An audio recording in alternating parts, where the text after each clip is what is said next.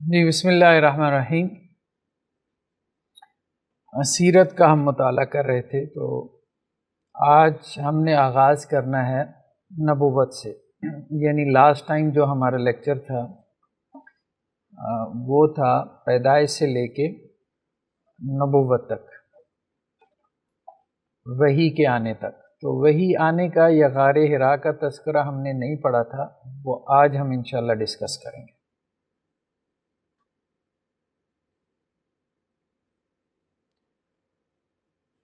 تو ابھی ہم سیرت کا جو بقیہ حصہ رہ گیا تو اس کی جو معروف تقسیم ہے اس کے مطابق چلیں گے، یعنی مکی دور اور مدنی دور۔ تو پہلے ہم جو مکن پیریڈ ہے اس کو ڈسکس کریں گے، مطلب اس کے اندر جو خاص جو بڑے واقعات ہیں، میجر ایونٹس ہیں، ان کو ہم ڈسکس کریں گے۔ پھر مدنی دور کی طرف ہم آئیں گے۔ تو مکی دور میں سب سے پہلا جو واقعہ ہے وہ تو ظاہری بات ہے، خود نبوت ملنے کا واقعہ ہے، جسے ہم بعثت کہتے ہیں کہ آپ صلی اللہ علیہ وسلم کو مبعوث کیا گیا، یعنی نبی کے طور پہ آپ کی اپائنمنٹ ہوئی۔ لیکن نبوت ملنے سے پہلے کچھ چیزوں کا ہمیں تذکرہ ملتا ہے جنہیں ہم علامات نبوت کہہ سکتے ہیں۔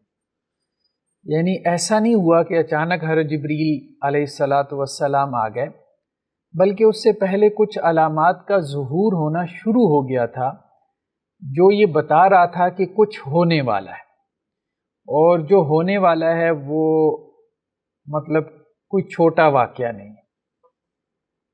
ان میں سے ایک چیز جس کا تذکرہ ہمیں ملتا ہے علامات میں سے، جیسے ہم پڑھتے ہیں نا قیامت سے پہلے قیامت کی علامات، نشانیوں کا تذکرہ ہے، تو اسی طرح نبوت سے پہلے علامات نبوت ایک ٹاپک بنتا ہے۔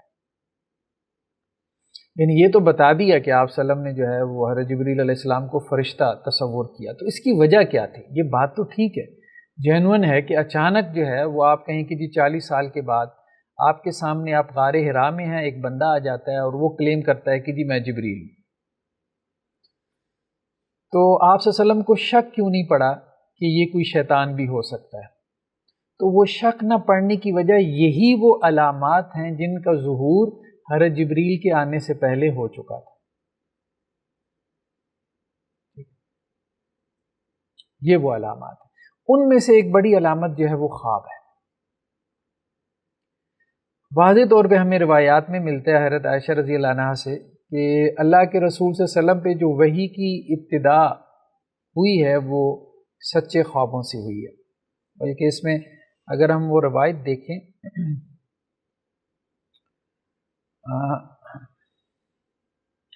یہ صحیح بخاری کی روایت ہے، تیسری روایت ہے بلکہ صحیح بخاری کی۔ تو حضرت عائشہ کیا کہتی ہیں کہ اول ما بدی به رسول اللہ صلی اللہ علیہ وسلم من الوحی الرؤیا الصالحہ فی النوم،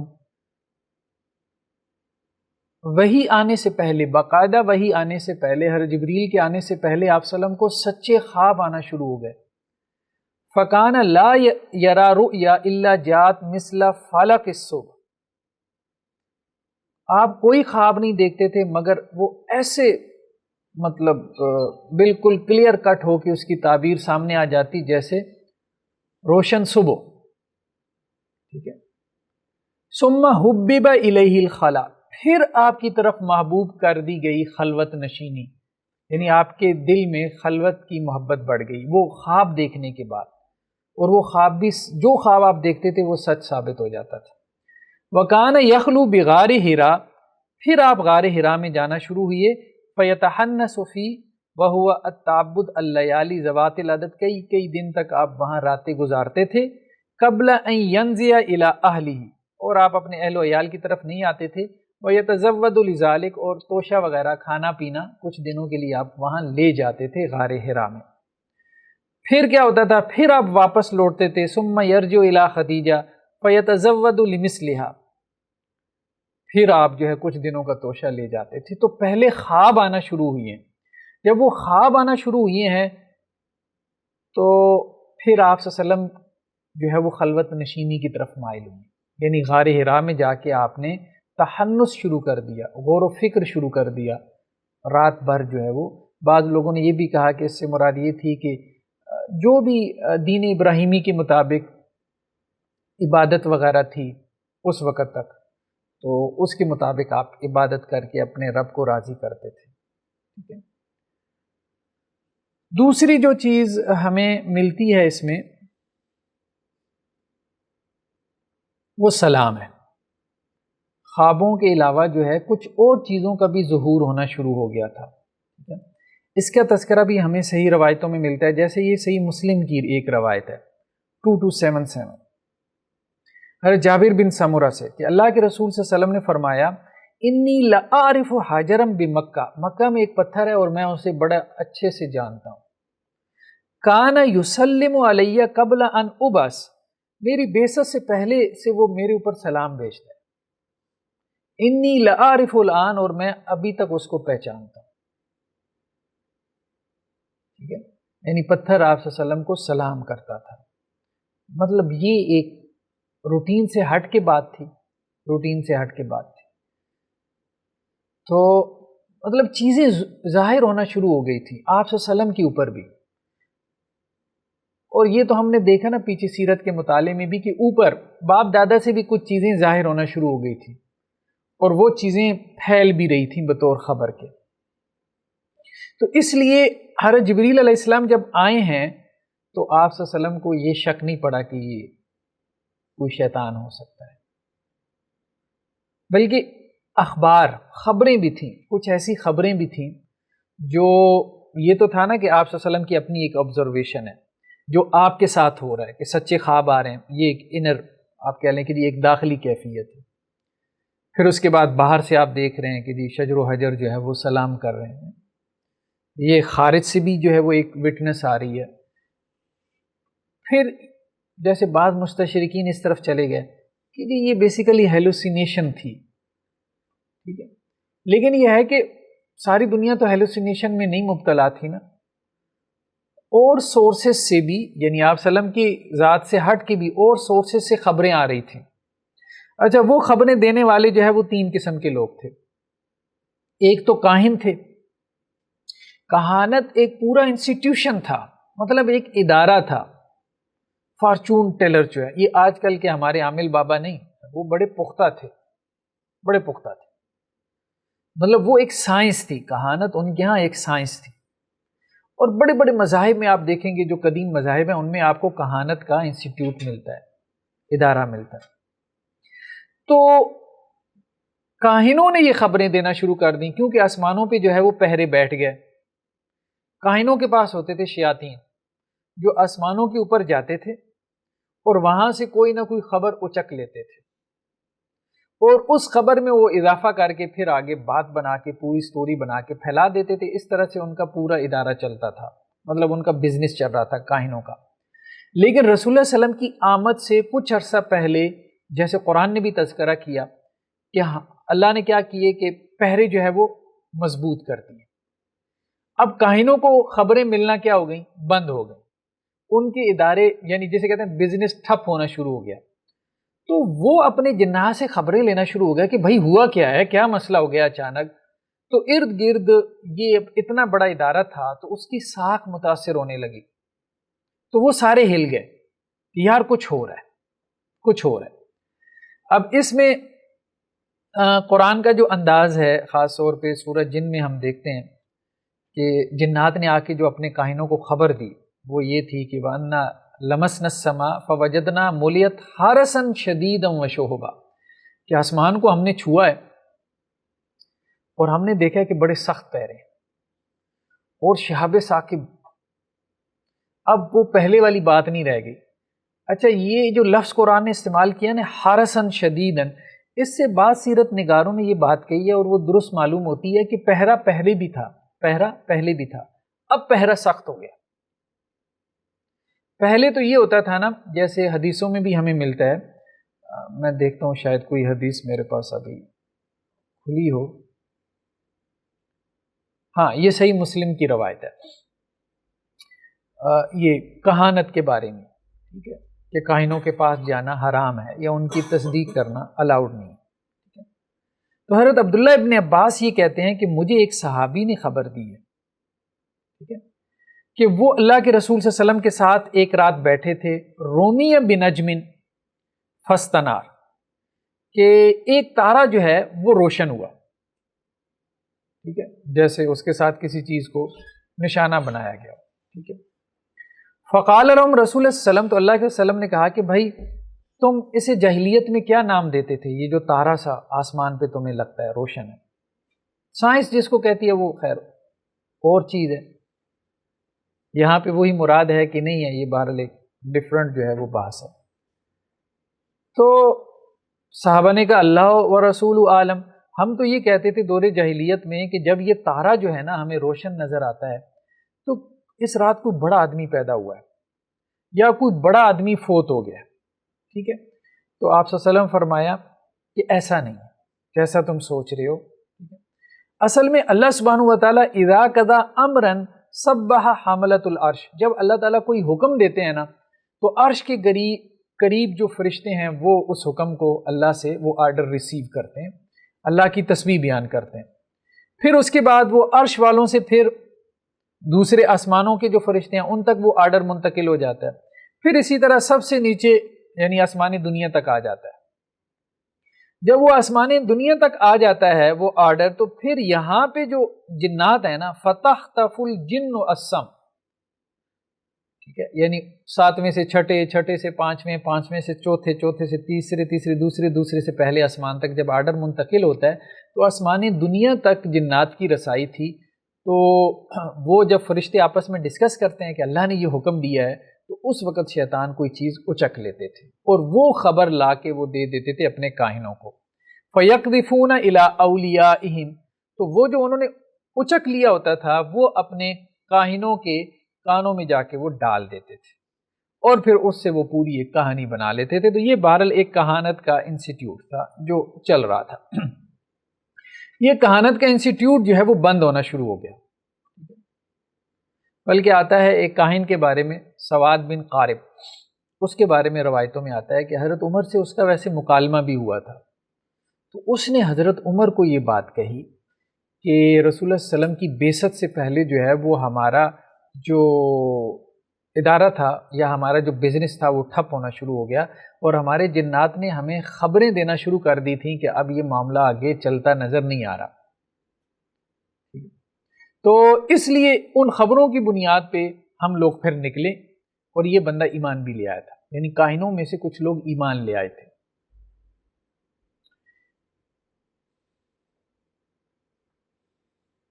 اسی طرح ایک روایت میں یہ بھی ملتا ہے حضرت عمر سے، وہ یہ کہتے ہیں کہ میں قریش کے ساتھ جو ہے وہ ایک کسی بڑے بت کے پاس تھا، اور بھی قریش کے لوگ تھے، تو کسی نے بچڑا ذبح کیا بت کے نام کا نا، اور وہ بچڑا ذبح کر کے اب اس نے تقسیم کرنا تھا، تو میں بھی وہاں بیٹھا تھا گوشت کے انتظار میں،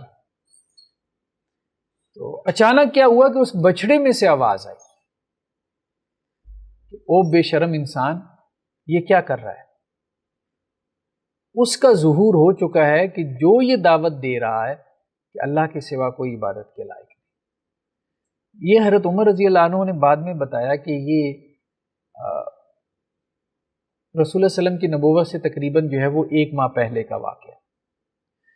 تو ایک تو یہ ہے کہ کاہنوں کی طرف سے یعنی کہانت کا جو انسٹیٹیوٹ تھا وہاں سے خبریں آنا شروع ہو گئیں اور اسی بنیاد پہ کچھ کاہن جو ہے وہ ایمان بھی لے آئے۔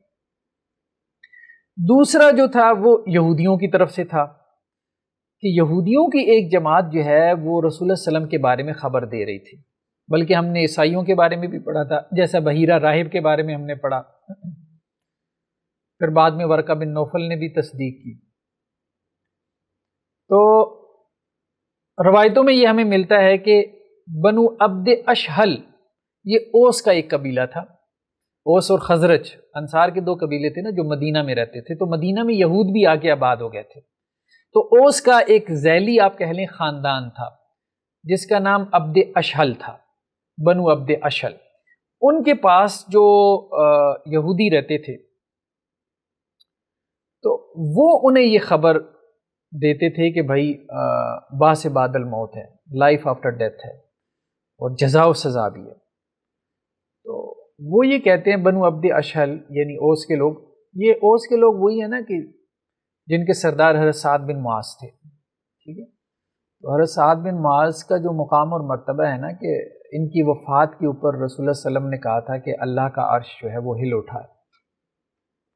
یعنی ایک طرف اب آپ دیکھیں کہ یہ مقام اور مرتبہ ہے، اور دوسری طرف جب آپ صلی اللہ علیہ وسلم نے ان کو دفنایا ہے تو کہا ہے کہ جس شخص کو بھی دفنایا جاتا ہے تو ایک مرتبہ تو قبر اس کو بھینچتی ہے، ٹھیک ہے، یہاں تک کہ اس کی پسلیاں جو ہے وہ پسلیوں کے اندر گھس جاتی ہیں.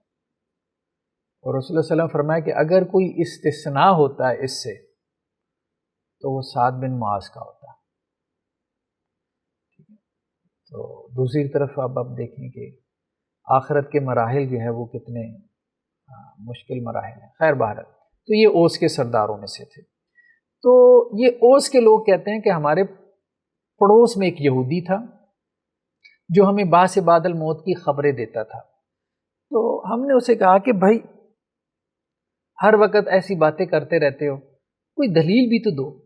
تو کہنے لگا کہ جس کے پاس دلیل ہے نا وہ ابھی اس طرف سے ظاہر ہونے والا ہے، اور وہ مکہ اور یمن کی طرف اشارہ کرتا تھا. پھر یہی اوس کے لوگ کہتے ہیں کہ جب رسول اللہ صلی اللہ علیہ وسلم کا مطلب بعثت ہوئی ہے تو ہم لوگ تو ایمان لے آئے، انصار تو ایمان لے آئے، تو ہم پھر اس یہودی کے پاس جا کے کہتے تھے کہ تو نے ہی ہمیں بتایا تھا کہ وہاں سے ایک نبی کا ظہور ہونے والا ہے، ٹھیک ہے، ہم تو ایمان لے آئے. تو کہتا تھا ہاں میں نے یہ بتایا تو تھا لیکن مجھے نہیں لگتا یہ وہی ہے، ٹھیک ہے، یہ وہی ہے جس کے بارے میں نے بتایا تھا، مجھے نہیں لگتا. مطلب ظاہری بات ہے خباثت تو تھی ان کے اندر. اب رسول اللہ صلی اللہ علیہ وسلم نہیں تھی تو اس کے بعد تو کوئی نہیں آیا، 1400 سال گزر گئے. ٹھیک. اسی طرح سے جو ہے وہ کچھ اور بھی واقعات ہمیں ملتے ہیں. ایک یہودی تھا جس کا نام معروف ہے ابن الحیبان. ابن الحیبان یہ مدینہ کے اندر تھا اور یہ شام سے آیا تھا. شام سے اس نے ٹریول کیا اور مدینہ میں اس نے پڑاؤ ڈالا. ابن الحیبان بہت نیک تھا. اہل کتاب میں بھی کچھ لوگ راہب ٹائپ ہوتے تھے. تو یہ بنو قریظہ کا جو ہے وہ حلیف تھا. مطلب 3 قبیلے تھے نا، وہ تذکرہ آئے گا یہود کے مدینہ کے اندر، ان میں سے ایک بنو قریظہ تھا. تو یہ بنو قریظہ کا حلیف تھا.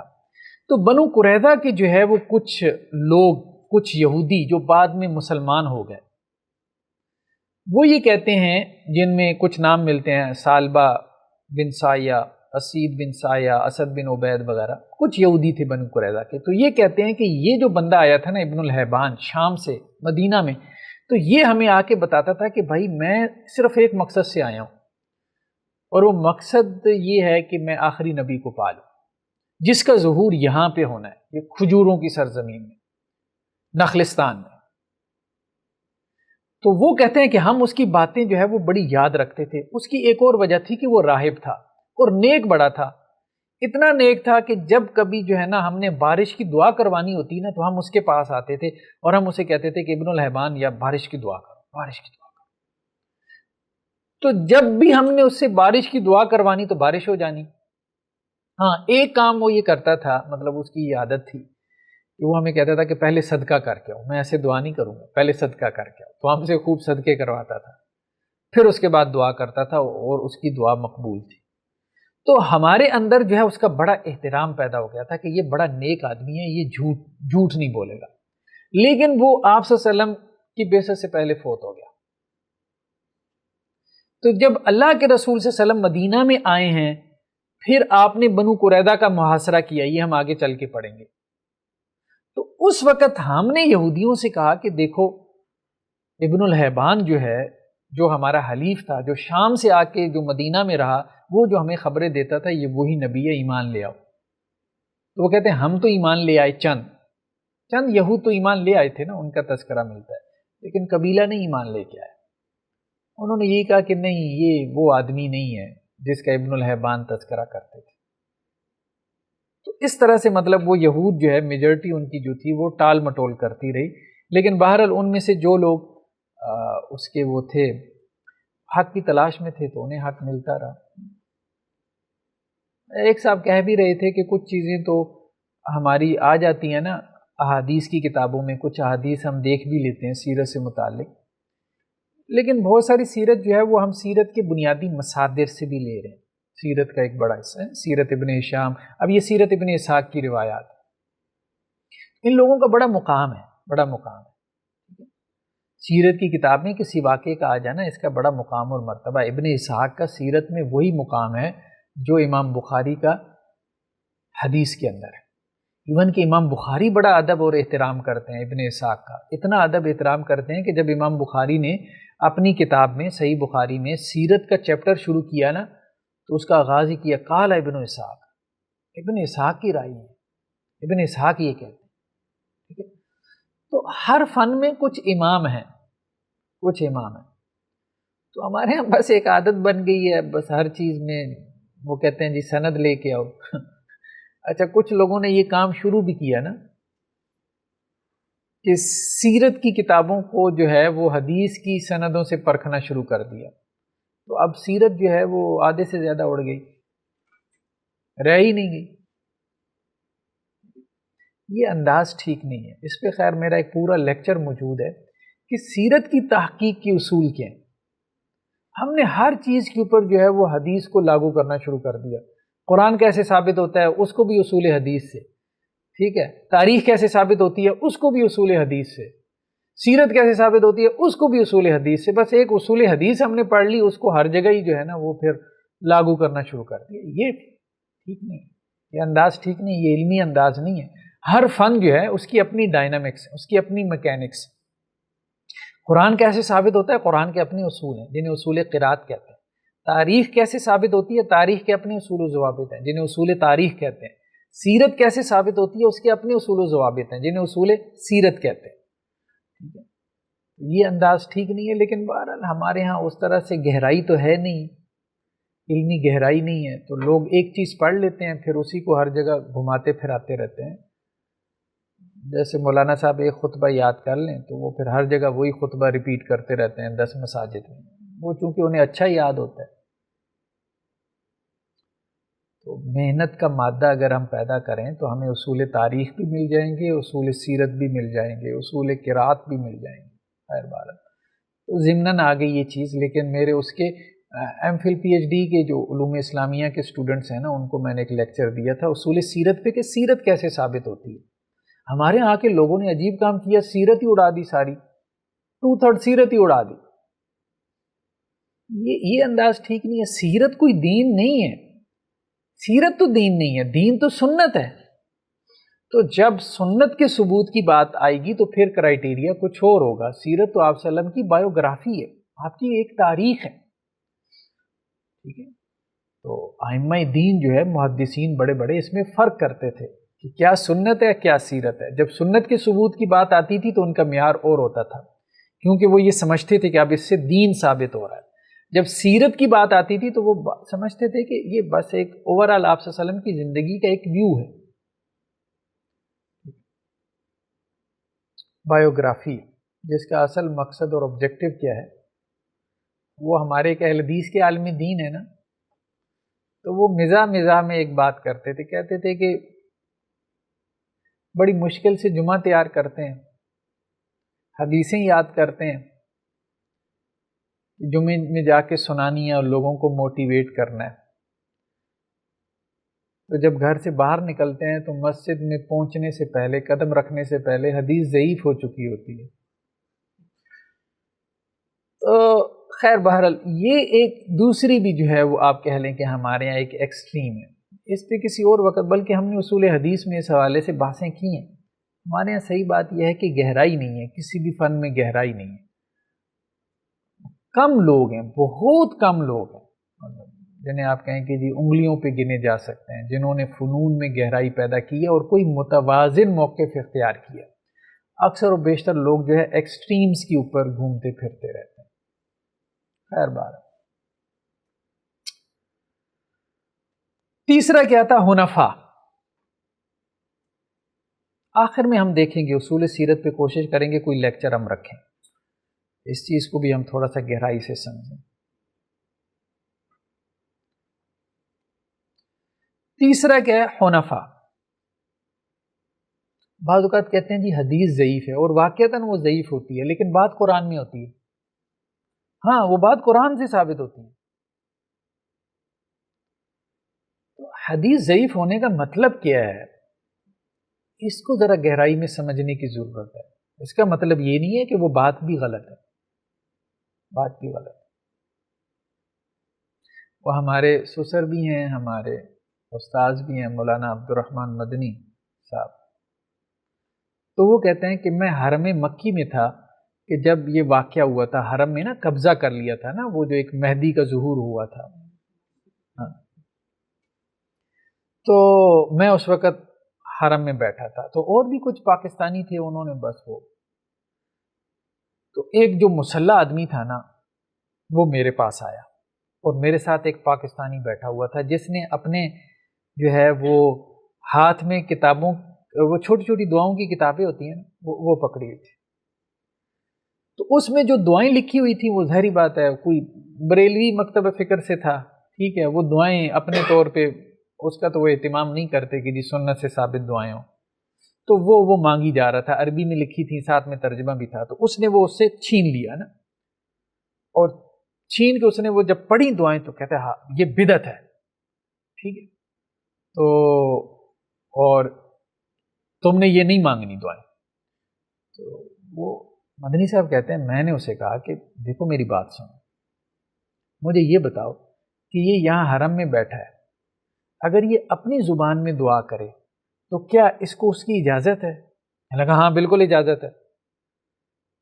کہتے ہیں میں نے اسے یہ بات کہی کہ جب یہ اپنی زبان میں دعا کرے گا تو کیا وہ دعا سنت ہوگی، یعنی وہ سنت سے ثابت الفاظ ہوں گے؟ وہ بالکل خاموش ہو گئی. پھر اس نے اسے وہ واپس کر دی، یعنی اسے بات سمجھ میں آ گئی. تو بعض اوقات جو ہے نا ہمارے ہاں، اچھا کچھ لوگوں کو تو خیر سمجھ میں آ جاتی ہے، عربوں میں یہ مزاج ہے کہ وہ بات سمجھ جاتے ہیں، وہ بات سمجھ جاتے ہیں، لیکن ہمارے ہاں کے ہیں نا وہ توجیہ میں پڑ جائیں گے اور حجت بازی کے اوپر اتر آئیں گے. خیر بات کہنے کا مقصد یہ ہے کہ ایک چیز جو ہے وہ سنت سے ثابت نہیں بھی ہے تو اس کا مطلب یہ بھی نہیں کہ وہ غلط ہے. مطلب ایک دعا اگر میں مانگی جا رہا ہوں اور وہ سنت میں نہیں ہے تو اس کا مطلب یہ تو نہیں ہے کہ وہ دعا مانگنا میرے لیے جائز نہیں ہے. ٹھیک. خیر بہرحال کچھ ہم لوگوں نے بھی زیادہ وہ اس میں. اچھا تیسرا کیا، حنفاء. حنفاء بھی ایک جماعت تھی، ہم نے ان کا تذکرہ پڑھا، جو لوگ توحید کے اوپر قائم تھے. ورقہ بن نوفل کا تذکرہ آیا، ٹھیک ہے، یہ عیسائی ہو گئے تھے، پھر آپ صلی اللہ علیہ وسلم کی انہوں نے تصدیق بھی کی. اور اسی طرح سے زید بن عمر بن نفیل کا تذکرہ آیا تھا، جو دور جاہلیت میں بھی جو ہے وہ بتوں کا نذرانہ نہیں کھاتے تھے. بلکہ یہ زید بن عمر بن نفیل اور اسی طرح سے ورقہ بن نوفل یہ ادھر بھی گئے تھے، شام کی طرف، عراق اور شام کی طرف یہ لوگ گئے تھے اور وہاں سے یہ پوچھ کے آئے تھے. بلکہ ہم نے روایتیں پڑھی تھی نا. ایک منٹ. تو وہ کہتے ہیں خارج الی الشام، یہ شام کی طرف گئے تھے، یسألوا عن الدین، لوگوں سے پوچھتے تھے یار صحیح دین کون سا ہے. تو یہ حنفاء یہودی عالم سے ملے، یہ بھی ہم نے پڑھا تھا. تو اس نے کہا بھائی دین وہی ہے جہاں سے آ رہے ہو نا، ادھر ہی ہے، دین ابراہیمی. پھر عیسائی سے بھی ملے، اس نے بھی یہی بات کہی، ٹھیک ہے. تو پھر انہوں نے واپس آ کے یہ بات کہی کہ یا اللہ آپ گواہ رہے ہیں کہ میں دین ابراہیمی پر ہوں. تو مطلب یہ ہے کہ ایسی روایتیں ملتی ہیں ہمیں، ایسی روایتیں ہمیں ملتی ہیں کہ یہ حنفاء تھے اور یہ دوسرے علاقوں میں بھی گئے اور وہاں سے یہودیوں اور عیسائیوں سے انہوں نے خبریں لی. تو انہوں نے ان کو یہی بتایا کہ بھائی جہاں سے تم آئے ہو نا، اب حقیقی دین کی تلاش میں ہو تو وہ تمہیں وہاں ہی ملے گا. صحیح بات یہی. حضرت سلمان فارسی کے بارے میں آتا ہے، فارس سے آئے تھے، اس کے بارے میں آتا ہے کافی لمبی عمر انہوں نے پائی تھی، واللہ عالم. لیکن یہ بھی کہا جاتا ہے کہ 250 سال ان کی عمر تھی، واللہ عالم. لیکن یہ ہے کہ یہ بہرحال فارس سے آئے تھے. حضرت حسان بن ثابت تو خیر ان کے بارے میں تو ہے، انہوں نے لمبی عمر پائی تھی، 120 سال، بلکہ 4 پشتوں میں ان کے 120 سال تھی، یعنی ان کے والد صاحب بھی 120، دادا بھی، پردادا بھی 120 سال. خیر بہرحال تو حضرت سلمان فارسی آئے فارس سے یہاں مدینہ میں. پھر اسی طرح ایک صحاب کا تذکرہ ملتا ہے، قس بن سائدہ، یہ بہت بڑے خطیب تھے، یعنی ہم نے دیکھا کہ عربوں میں میلے لگتے تھے، 3 بڑے بازار تھے، بازار تو کافی سارے تھے، 3 زیادہ معروف تھے، ان میں سے ایک اوکاز کا بازار تھا۔ اوکاز کا بازار یہاں حدیثوں میں اس کا تذکرہ آتا ہے اوکاز کے بازار کا نا،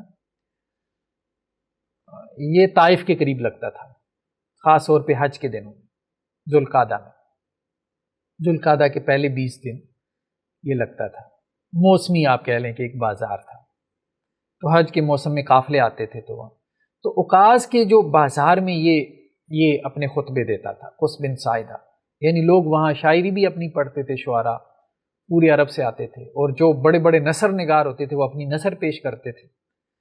اس کے بارے میں بڑا معروف تھا کہ اس نے جو ایک خطبہ جو دیا وہ بڑا معروف ہے، ہمارے ہاں بڑے بڑے ادیبوں نے، جاہز وغیرہ نے اس کو بیان کیا۔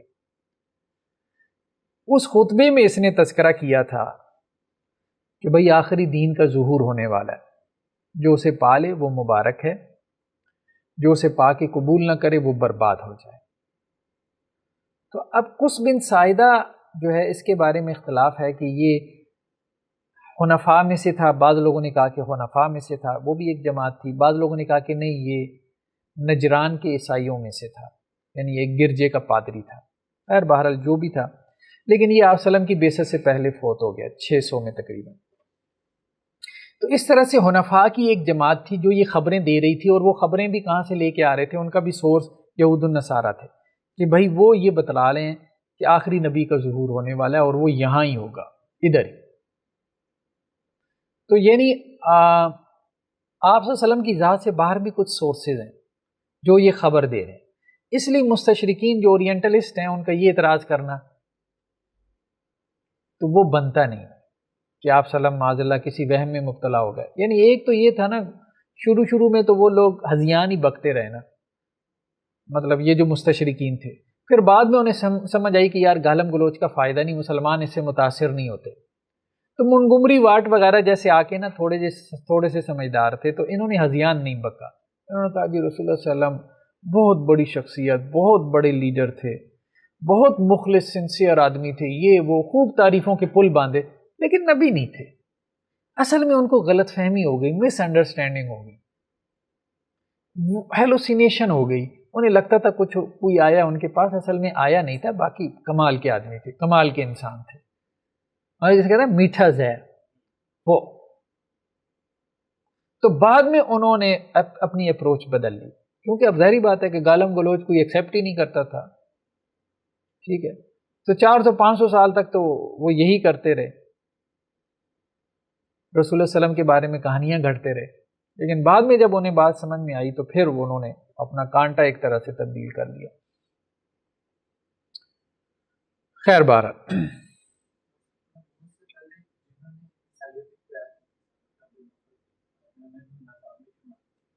کنہوں نے ہاں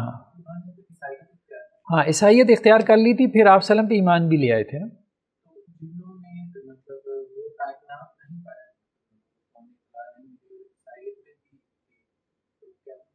ان کے بارے میں امید کی جا سکتی ہے، کیونکہ دیکھیں نا رسول اللہ صلی اللہ علیہ وسلم سے پہلے تو جو دین تھا وہ دین عیسائیت ہی تھا، تو آپ صلی اللہ علیہ وسلم سے پہلے جو لوگ دین عیسائیت پہ فوت ہوئے اور وہ مطلب بتوں کی عبادت نہیں کرتے تھے یا حضرت مسیح علیہ السلام کو اللہ کا بیٹا نہیں مانتے تھے، تو ان کے بارے میں تو یہی امید ہے کہ وہ جنت میں ہیں، وہ صحیح دین پر ہیں۔ بلکہ آپ صلی اللہ علیہ وسلم نے تو ان اہل مکہ کے بارے میں بھی کہا کہ جو دین حنیف پر تھے نا، ٹھیک ہے، تو ان کو بھی میں نے اچھی حالت میں دیکھا۔ تو ورقہ بن نوفل کے بارے میں بھی روایتیں ملتی ہیں کہ آپ نے کہا کہ میں نے انہیں اچھی حالت میں دیکھا۔ اچھا، علامات کے بعد جو سیکنڈ بحث ہے ہمارے پاس وہ ہے نزول وحی، یعنی نزول وحی کی ابتدا کیسے ہوئی۔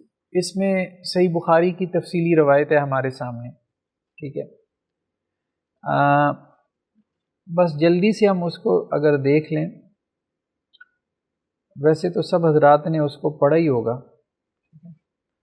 تو یہ وہی حضرت عائشہ رضی اللہ عنہا سے کہ رسول اللہ صلی اللہ علیہ وسلم پہ جو وحی کا آغاز ہوا وہ سچے خوابوں کے ذریعے ہوا، ٹھیک ہے، آپ صلی اللہ علیہ وسلم جو بھی خواب دیکھتے تھے وہ روشن صبح کی طرح سامنے آ جاتا، پھر آپ غار حرا میں آتے، چند راتیں عبادت کرتے تھے، ساتھ میں اپنا توشہ بھی لے آتے تھے، پھر حضرت خدیجہ کے پاس جاتے اور اتنا ہی توشہ لے آتے تھے۔ اچانک ایک دن آپ کے پاس حق آ گیا جب کہ آپ غار حرا میں تھے، ٹھیک ہے، چنانچہ اس میں فرشتہ آپ کے پاس آیا اور کہنے لگا کہ نبی صلی اللہ علیہ وسلم آپ پڑھیں، تو آپ صلی اللہ علیہ وسلم نے کہا کہ میں پڑھا ہوا نہیں ہوں۔ تو آخر اس فرشتے نے مجھے زور سے پکڑا اور زور سے دبایا، جس کی وجہ سے مجھے تکلیف ہوئی، پھر اس نے مجھے چھوڑ کر کہا پڑھیے، میں نے کہا میں پڑھا ہوا نہیں ہوں، پھر اس نے تیسری مرتبہ مجھے پکڑا اور خوب دبایا، یہاں تک کہ میں نے بے حد تکلیف محسوس کی، آخر چھوڑ کر اس نے مجھے کہا کہ اپنے رب کے نام سے پڑھیے جس نے پیدا کیا، یعنی مطلب وہ جو آیات ہیں نا یہ والی، اقرأ بسم ربک الذی خلق۔ اچھا سکرین پہ نہیں آ رہی، یہ بڑا مسئلہ ہے کہ جب ہم سوئچ کرتے ہیں نا تو سکرین نظر نہیں آتی۔ جی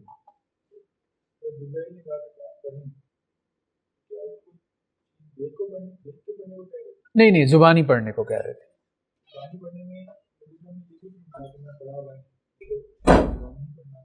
نہیں اصل میں اس میں دیکھیں نا، وہ صرف یہ کہہ رہے تھے کہ پڑھیں، کہاں پڑھیں، یہ تو بعد میں کہا ہے نا۔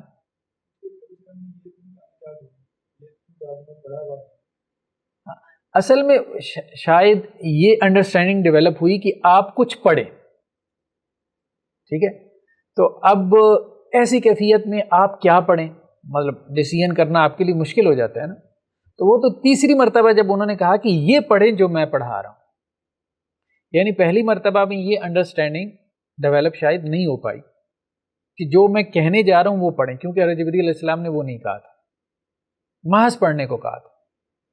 تو وہ کیا پڑھیں، اس کا بہترین جواب یہی تھا کہ میں پڑھا ہوا نہیں ہوں، ٹھیک ہے، یعنی آپ مجھ سے کیا پڑھنے کا مطالبہ کر رہے ہیں۔ اچھا اس کے بعد وہ پھر اللہ کے رسول صلی اللہ علیہ وسلم جو ہے وہ واپس آئے حضرت خدیجہ رضی اللہ عنہ کے پاس، ٹھیک ہے، اور کہا کہ زملونی زملونی، مجھے چادر اڑا دو۔ اس سے آپ کا خوف و ہراس جو ہے وہ دور ہو گیا، ٹھیک ہے۔ پھر آپ نے یہ بھی کہا کہ مجھے اپنی جان کا خطرہ ہے، تو حضرت خدیجہ رضی اللہ عنہ نے آپ کو تسلی دی کہ اللہ تعالیٰ آپ کو جو ہے وہ ضائع نہیں کرے گا، آپ صلہ رحمی کرتے ہیں، سچی بات کرتے ہیں، ناداروں کا بوجھ اٹھاتے ہیں، مہمان نوازی کرتے ہیں، حق کی راہ میں آنے والی مصیبتوں میں مدد کرتے ہیں۔ اس کے بعد پھر حضرت خدیجہ آپ کو ورقہ بن نوفل کے پاس لے گئیں، جو زمانے جاہلیت میں عیسائی ہو گئے تھے اور وہ عربی لکھ لیتے تھے، اور وہ اللہ کی توفیق سے عربی میں انجیل کا ترجمہ لکھا کرتے تھے، یعنی انجیل جو ہے اس کو وہ عربی میں وہ ٹرانسلیٹ کرتے تھے۔ ورقہ بن نوفل بہت بوڑھے ہو چکے تھے، بینائی بھی نہیں رہی تھی، ٹھیک ہے، نابینا ہو گئے تھے، تو انہوں نے حضرت خدیجہ رضی اللہ عنہا سے یہ بات کہی کہ مطلب آپ صلی اللہ علیہ وسلم سے انہوں نے پوچھا کہ آپ کیا دیکھتے ہو، تو آپ صلی اللہ علیہ وسلم نے جو دیکھا تھا بتایا، تو پھر ورقہ بن نوفل نے کہا یہ وہی ناموس ہے، یعنی فرشتہ ہے جو حضرت موسیٰ پہ نازل ہوا، کاش میں ایام نبوت میں نوجوان ہوتا اور زندہ رہتا جب آپ کی قوم آپ کو یہاں سے نکال دے گی۔ تو آپ صلی اللہ علیہ وسلم نے کہا اچھا کیا میری قوم مجھے نکال دے گی؟ تو ورقہ نے کہا ہاں، جب بھی کوئی ایسا پیغام لے کے آیا تو اس کے ساتھ دشمنی کی گئی، یعنی سابقہ تجربہ میرا یہی ہے، اور اگر میں وہ دن پالوں جس دن آپ کی قوم آپ کو نکالے گی تو میں آپ کی بھرپور مدد کروں گا۔ لیکن کچھ ہی دنوں بعد ورقہ کا جو ہے وہ انتقال ہو گیا اور اس کے بعد وحی کا سلسلہ بھی منقطع ہو گیا، ٹھیک ہے۔ تو یہ روایت ہے جو ہمیں ملتی ہے اس کے حوالے سے، غار حرا میں وحی کی ابتدا کے حوالے سے کہ حضرت جبریل علیہ السلام کا آنا ہوا تھا اور سورہ الگ کی جو ہے وہ پہلی آیات نازل ہوئی۔ یہ غار حرا ہے۔ غار حرا جو ہے یہ پہاڑ ہے، اس پہاڑ کو جبل نور کہتے ہیں،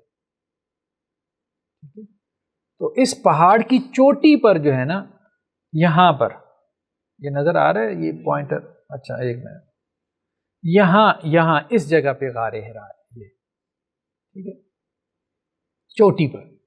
یہ جبل نور مکہ سے کوئی 4.5 کلومیٹر کے فاصلے پر ہے، ٹھیک ہے، اور یہ جو سطح سمندر سے کہتے ہیں اس کی بلندی کوئی تقریباً 642 میٹر ہے۔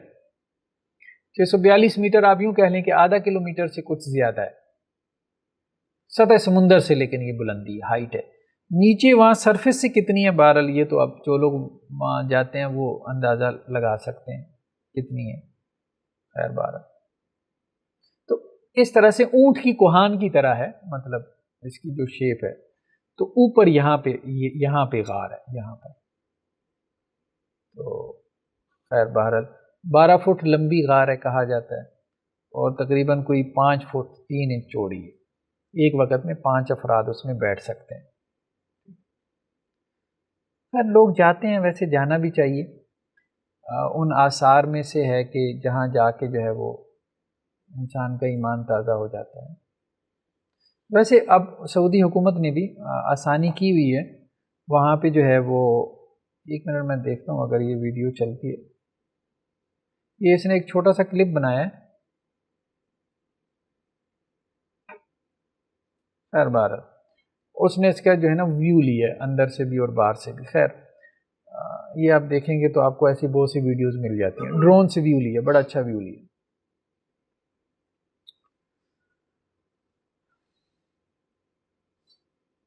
یہ خیر بہرحال ہاں اس نے وہ نیچے سے ویو لیا ہے کہ وہ انہوں نے وہ سیڑھیاں بنائی ہیں نا، رستہ بنا دیا. لیکن بہرحال ہمارے جیسے لوگوں کے لیے آسان نہیں ہے، ٹھیک ہے. لیکن غار ثور تو خیر اس سے بھی زیادہ مشکل ہے. غار ثور اس سے بھی زیادہ مشکل ہے. تو یہ پیچھے سے جو ہے وہ پھر گھوم کے رستہ آتا ہے، اور بالکل پہاڑ کی چوٹی پہ انسان حیران رہ جاتا ہے کہ ایسا غار، اور مکہ سے آبادی سے 4.5 کلومیٹر دور. تو آپ وہاں کونے کے اوپر جا کے جو ہے وہ غور و فکر کر رہے ہیں، اکیلے تنہا، اور وہ بھی راتوں کو جا کے. تو کئی دن جو ہے وہ وہاں پہ جا کے. بہرحال یہ یہاں پر اوپر جو ہے نا ادھر یہاں پر ہے. خیر چلیں آگے چلتے ہیں ہم. نیکسٹ کیا ہے؟ فترت وحی، یعنی ابتدا میں وحی جو ہے وہ نازل ہوئی ہے، پھر اس کے بعد فترت کا مطلب ہے کہ رک گئی نا، وقفہ آ گیا درمیان میں، وحی رک گئی. یہ کتنے عرصے کے لیے رکی ہے؟ اس میں مختلف روایتیں ہیں. بعض لوگوں نے تو 3 سال کا تذکرہ کر دیا، لیکن بہرحال 3 سال بڑی بات ہے. میرا نہیں خیال کہ 3 سال تک وحی رکی ہوگی. بہقی کی ایک روایت ہے جس میں یہ ہے کہ 6 ماہ تک رکی رہی. ابن عباس رضی اللہ عنہ سے یہ مروی ہے کہ 40 دن تک رکی رہی. 40 دن تک وحی نہیں آئی. کچھ نے اس سے بھی کم دن بیان کیے ہیں، لیکن بہرحال 40 دن ہو یا آپ میکسیمم 6 ماہ کر لیں، لیکن اس سے زیادہ نہیں.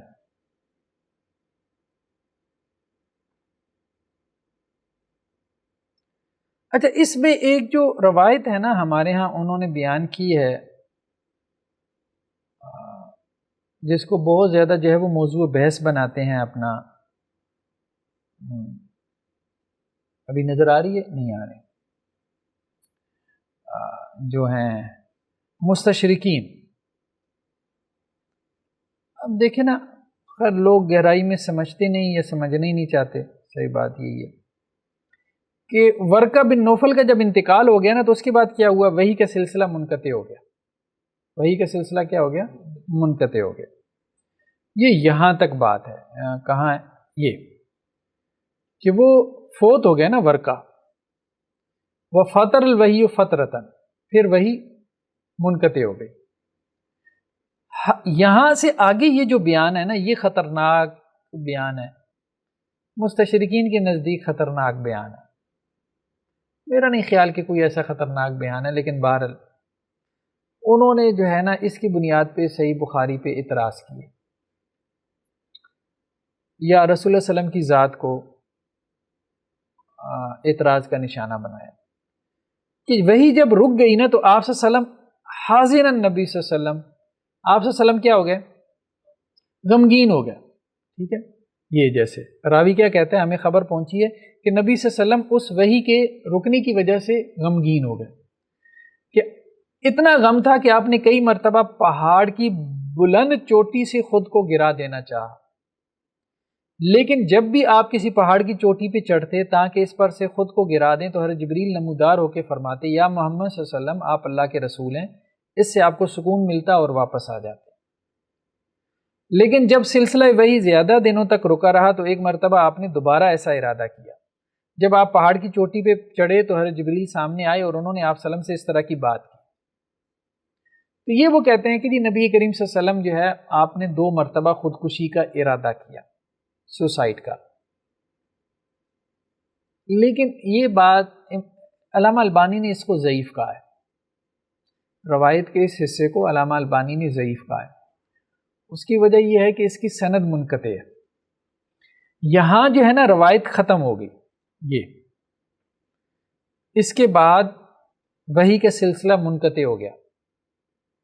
اب دیکھیں نا، عام آدمی تو پڑھتا ہے تو وہ اتنی گہرائی میں نہیں جاتا، وہ اس کو پڑھے گا، وہ کہے گا بخاری میں ہے وہ صرف اتنا ہی پڑھے گا، صحیح بخاری میں ہے اور بخاری کی ساری روایتیں ٹھیک ہیں. اچھا آگے کیا ہے، راوی کہتا ہے کہ ہمیں یہ خبر پہنچی ہے. ٹھیک ہے، عربی کے الفاظ کیا ہیں یہ دیکھیں ذرا یہاں پہ، فیما بالغانا، فیما بالغانا، یہ کون کہہ رہا ہے، کون سا راوی کہہ رہا ہے؟ یہ امام زہری کہہ رہے ہیں. امام زہری جو ہیں وہ اللہ کے رسول صلی اللہ علیہ وسلم سے تو انہوں نے نہیں سنا، وہ تو صحابی نہیں ہے.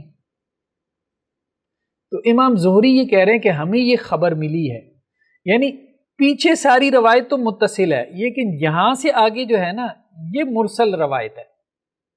جب تابعی درمیان میں صحابی کو گرا دے تو اس روایت کو کیا کہتے ہیں؟ مرسل روایت. تو اب یہاں سے آگے امام زہری جو ہے کہتے ہیں ہمیں یہ بات پہنچی ہے. کس نے خبر دی؟ بس یہ بات بھی ہمیں پہنچی ہے. تو سند منقطع ہے، اس لیے علامہ البانی نے کہا کہ یہ حصہ، یہ ٹکڑا جو ہے ضعیف ہے. ٹھیک ہے،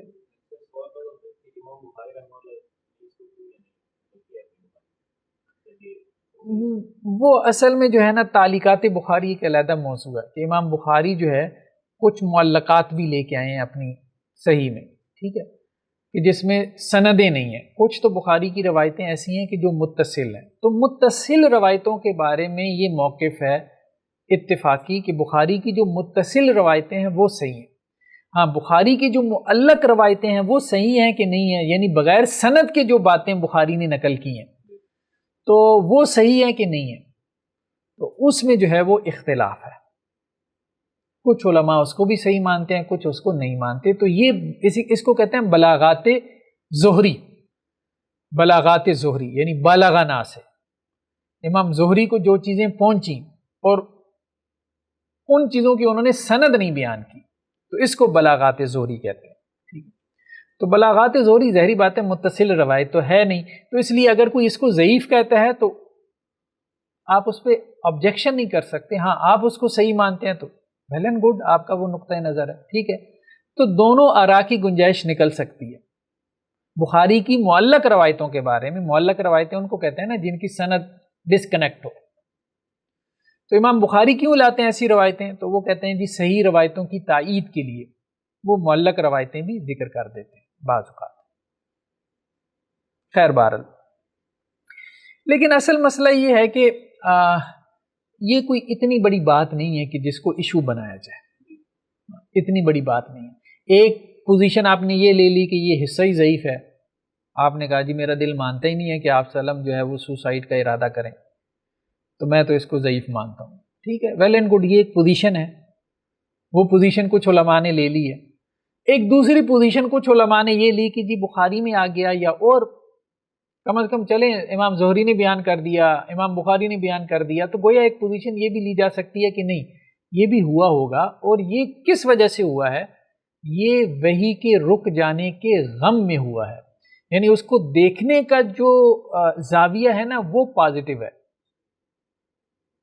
آپ صلی اللہ علیہ وسلم کو وحی کے رک جانے کا اتنا قلق ہوا تھا کہ آپ نے کہا کہ مطلب وحی تو زندگی ہے نا، حیات ہے نا، تو اس وحی نے آپ کے دل کو وہ حیات نو عطا کر دی، وہ زندگی عطا کر دی تھی کہ جیسی وہ رکی تو آپ کو لگا کہ اب زندہ رہنے کا کیا فائدہ، یعنی وحی کے بغیر زندگی کا کیا فائدہ اگر وحی رک گئی. تو یہ اس میں وہ ایک پازیٹیو جو ہے وہ آپ کہہ لیں کہ جی وائب ہے.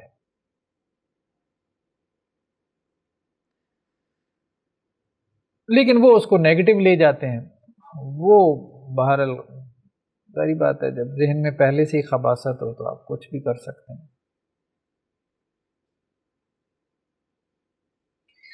تیسری چیز جو ہے فترت وحی کے بعد پھر وہ رویت ہے۔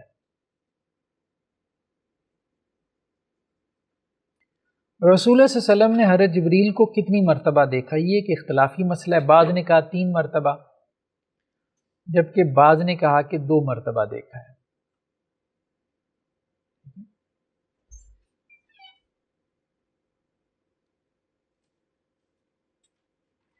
لیکن صحیح بات یہی معلوم ہوتی ہے کہ 2 مرتبہ دیکھا ہے، حضرت جبریل علیہ السلام کو اللہ کے رسول نے 2 مرتبہ دیکھا ہے۔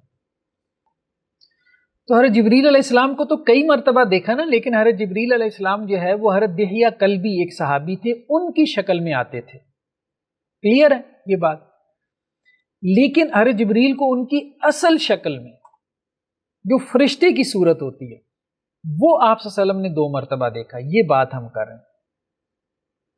بعض نے کہا کہ نہیں، اصل شکل میں 3 مرتبہ دیکھا۔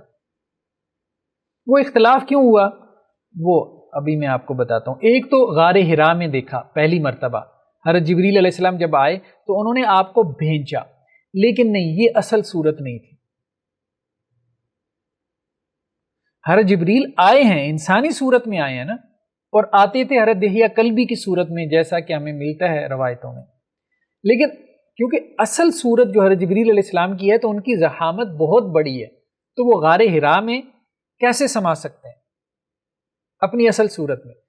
تو آپ صلی اللہ علیہ وسلم نے حضرت جبریل علیہ السلام کو دیکھا ہے غار حرا میں، اور انہوں نے آپ کو پکڑ کے اپنے سینے سے بھی لگایا ہے 3 مرتبہ، بھینچا بھی ہے۔ لیکن ظاہری بات ہے کہ جس صورت میں وہ آئے ہوں گے تو وہ صورت انسانی صورت، اصل صورت نہیں تھی، کہ جس سے آپ صلی اللہ علیہ وسلم مانوس ہوں۔ ظاہری بات ہے پہلی مرتبہ ظہور ہو رہا ہے نا، تو مانوسیت کا ہونا ضروری ہے۔ ہاں، جب آپ صلی اللہ علیہ وسلم نے پہلی مرتبہ ان کو دیکھا اپنی اصل صورت میں، تو وہ یہاں یہ صحیح بخاری کی یہ روایت ہے کہ حضرت جابر بن عبداللہ جو ہے وہ بیان کرتے ہیں ان فترت الوحی، وحی کے رک جانے کی بارے میں، یعنی سورہ الگ کی آیات نازل ہوئی، پھر وحی کیا ہوئی؟ رک گئی۔ پھر وہ کہتے ہیں کہ آپ صلی اللہ علیہ وسلم نے یہ بات کہی کہ میں ایک دن چل رہا تھا، اس سمے تو صوتم من السماء، میں نے آسمان سے ایک آواز سنی، فرفعت بصری، تو میں نے اپنی نگاہیں اٹھائیں، فاذا الملک الذی جاءنی بحرا، تو وہ فرشتہ جو میرے پاس حرا میں آیا تھا، غار حرا میں، غار حرا میں بھی آئے تھے، شکل و صورت وہی تھی، جالس علی کرسی بین السماء والارض، وہ فرشتہ بیٹھا ہوا تھا ایک کرسی پر جو زمین اور آسمان کے درمیان تھی۔ فرعبت منہ، تو میں اس سے روب میں آ گیا، یعنی اس کا جو سائز تھا نا، بعض روایتوں میں آتا ہے بہت بڑا سائز تھا ہر جبریل کا، ایسے جیسے زمین اور آسمان کے درمیان کو بھر دیا ہو اپنے وجود سے۔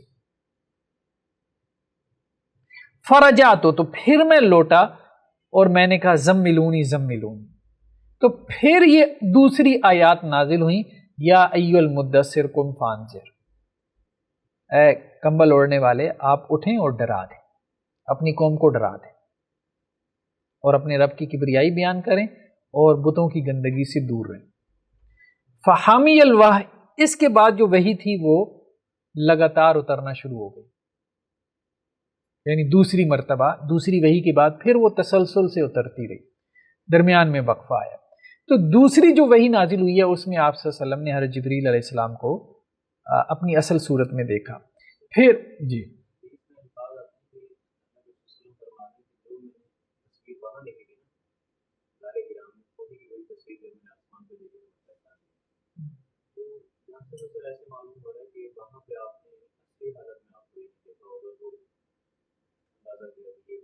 نہیں، جسامت کی بات کر رہے ہیں یا پروں کے ساتھ، ٹھیک ہے۔ سنن ترمذی کی روایت ہے ایک اور، یہ حضرت عائشہ رضی اللہ عنہا سے، وہ یہ کہتی ہیں کہ 3 چیزیں ایسی ہیں اگر کوئی تم سے وہ بیان کرے تو اس نے اللہ کے اوپر جھوٹ باندھا، ٹھیک ہے۔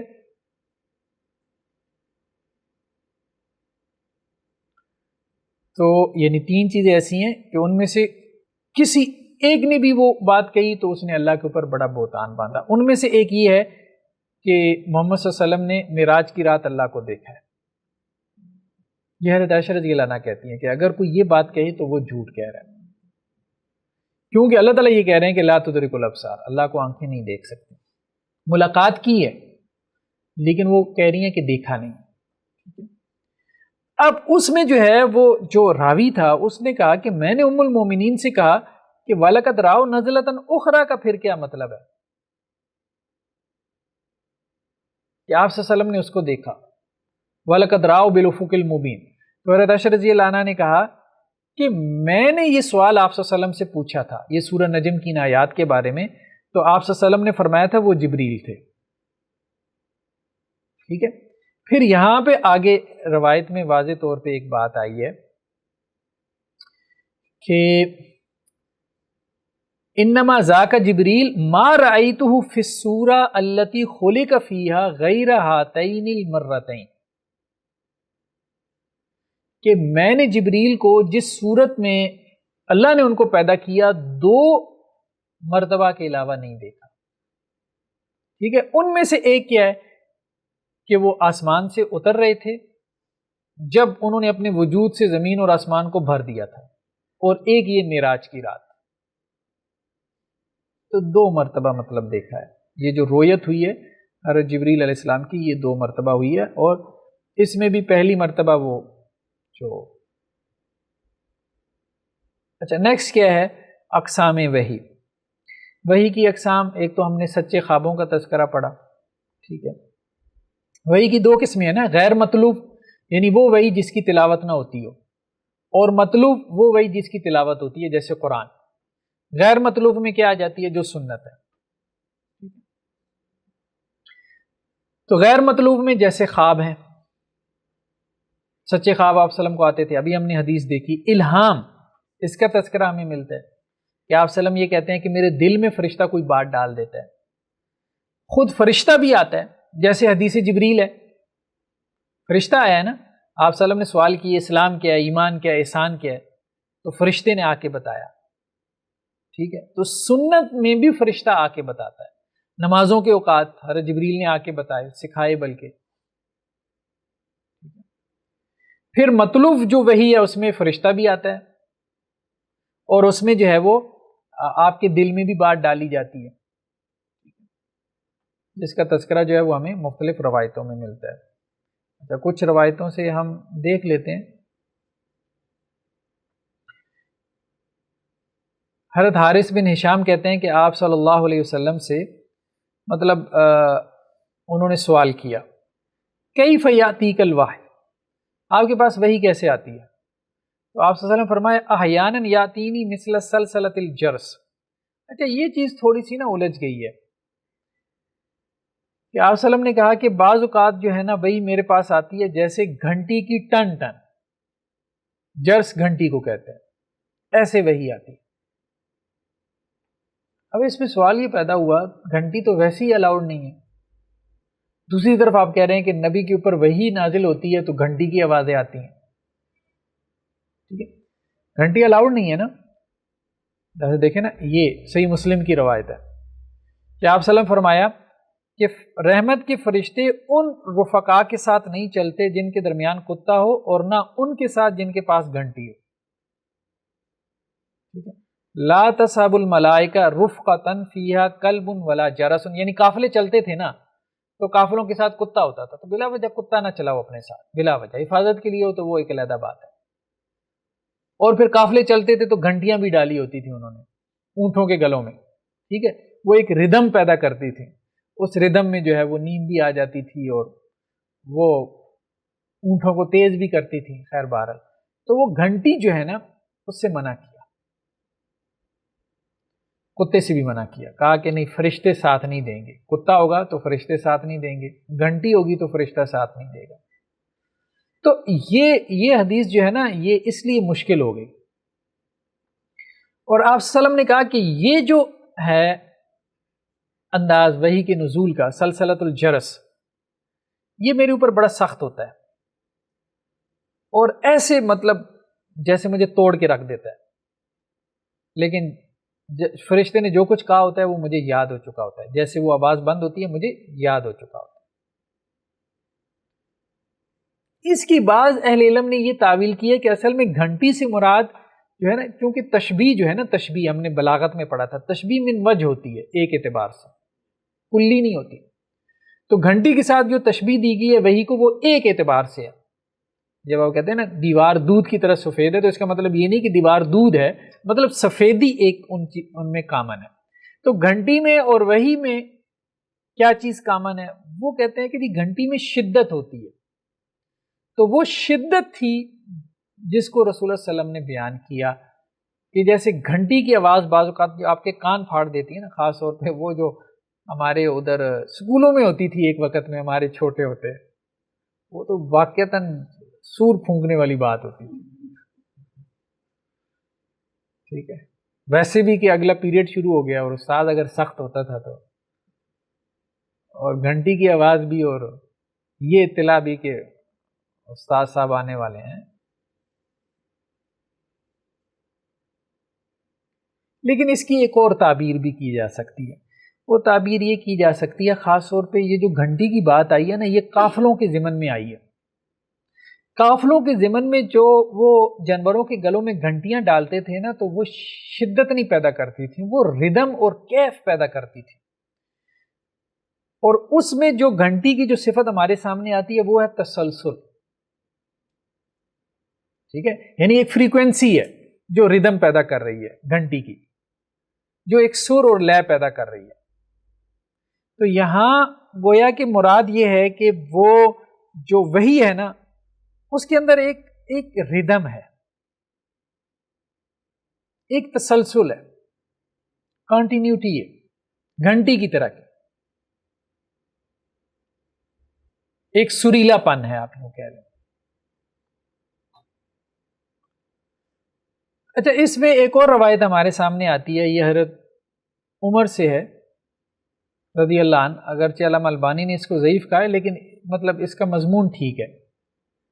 حضرت عمر کہتے ہیں کہ، اور اس سے بھی اس کی تائید ہوتی ہے جو ابھی میں نے کہا نا کہ یہ معنی ہو سکتا ہے، حضرت عمر یہ کہتے ہیں کہ جب آپ صلی اللہ علیہ وسلم کے پاس وحی نازل ہوتی تھی نا، تو آپ کے پاس جو بیٹھا ہوتا تھا تو اس کو ایسے آواز آتی تھی جیسے شہد کی مکھیوں کی بن بناٹ ہوتی ہے، دوی النحل، ٹھیک ہے، شہد کی مکھی کے اڑنے کی آواز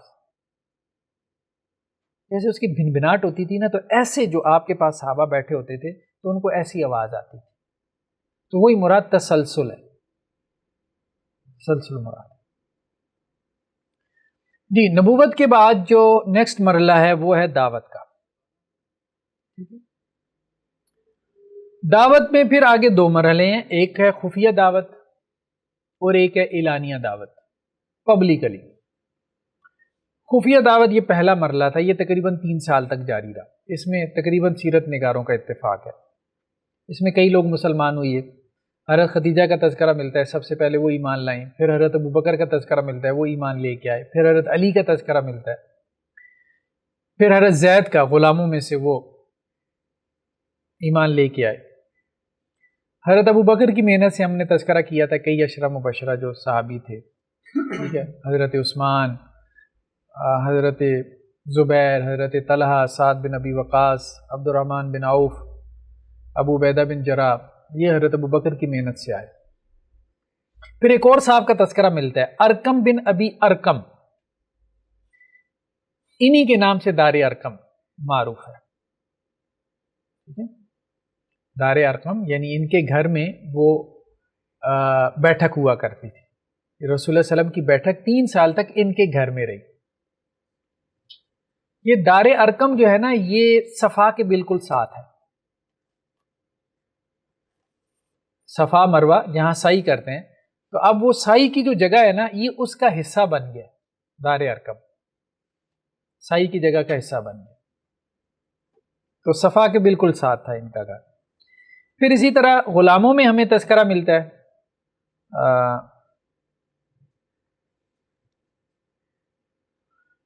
حضرت بلال کا، حضرت صہیب کا، حضرت عمار بن یاسر کا اور ان کے والدین کا۔ تو کہا جاتا ہے کہ 3 سالوں میں تقریباً کوئی 40 لوگ ایمان لے آئے تھے. بعض نے یہ بھی کہا کہ خفیہ دعوت کے نتیجے میں کوئی 50 لوگ ایمان لے آئے تھے، لیکن بہرحال ان کے نام معروف ہیں، سیرت نگاروں نے لکھے ہیں. آپ وسلم کی بیٹیاں بھی ایمان لے آئی تھیں لیکن ابھی چھوٹی تھیں، ٹھیک ہے، چھوٹی عمر تھی. حضرت علی کی عمر بھی چھوٹی تھی، 10 سال کے تھے حضرت علی. ویسے ہر عمر کے لوگ تھے آپ صلی اللہ علیہ وسلم پہ جو ایمان لے کے آئے تھے. حضرت ابو بکر بڑی عمر کے تھے، لیکن حضرت ابو بکر جو ہے نا وہ آپ صلی اللہ علیہ وسلم سے بڑے نہیں ہیں، اللہ کے رسول سے 2 سال چھوٹے. حضرت عثمان جو ہے وہ تقریباً 34 کے تھے جب ایمان لے کے آئے. سعد بن ابی وقاص یہ آپ صلی اللہ علیہ وسلم کی والدہ کے خاندان سے تھے، بنو زہرہ سے، اس لیے آپ صلی اللہ علیہ وسلم ان کو ماموں کہتے تھے نا. صحیح روایتوں میں صلی اللہ علیہ وسلم نے کہا کہ یہ میرے ماموں ہیں، کوئی ان جیسا ماموں تو لے کے آئے. کمال لوگ. حضرت علی رضی اللہ عنہ کہتے ہیں کہ اللہ کے رسول صلی اللہ علیہ وسلم نے صرف ان کے بارے میں یہ الفاظ کہے، مجھے نہیں یاد کہ کسی اور کے بارے میں کہے ہوں. اے سعد تجھ پہ میرے ماں باپ فدا ہیں.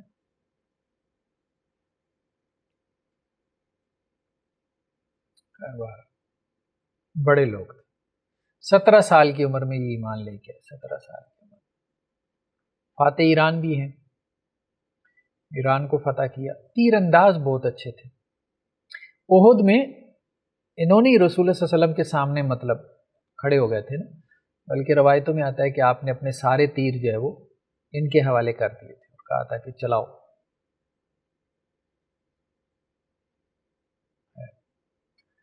ایرانی لشکر میں بھی 2 لاکھ ایرانی تھے اور 33,000 مسلمانوں کی تعداد تھی، لیکن چوتھے روز میں جو ہے وہ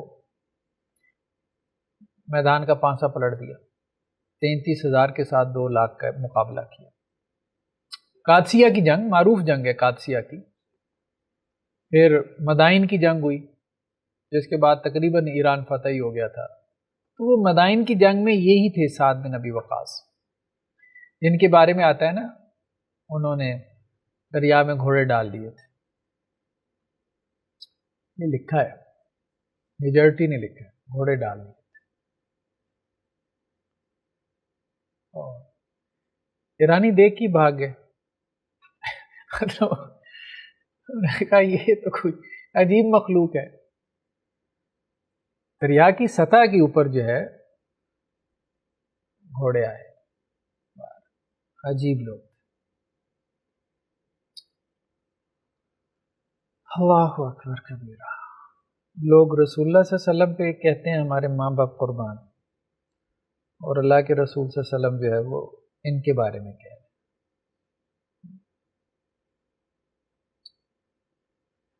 بہرحال صحابہ میں سے بہت سارے ایسے ہیں کہ بڑا مقام اور مرتبہ ہے ان کا.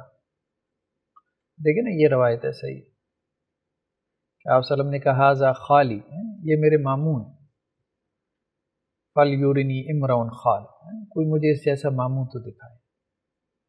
اور یہ صحیح بخاری کی روایت ہے حضرت علی سے کہ میں نے نبی صلی اللہ علیہ وسلم کو نہیں دیکھا کہ آپ نے کبھی سعد کے بعد کسی شخص کے لیے یہ بات کہی ہو کہ تیر پھینکو میرے ماں باپ آپ پہ فدا.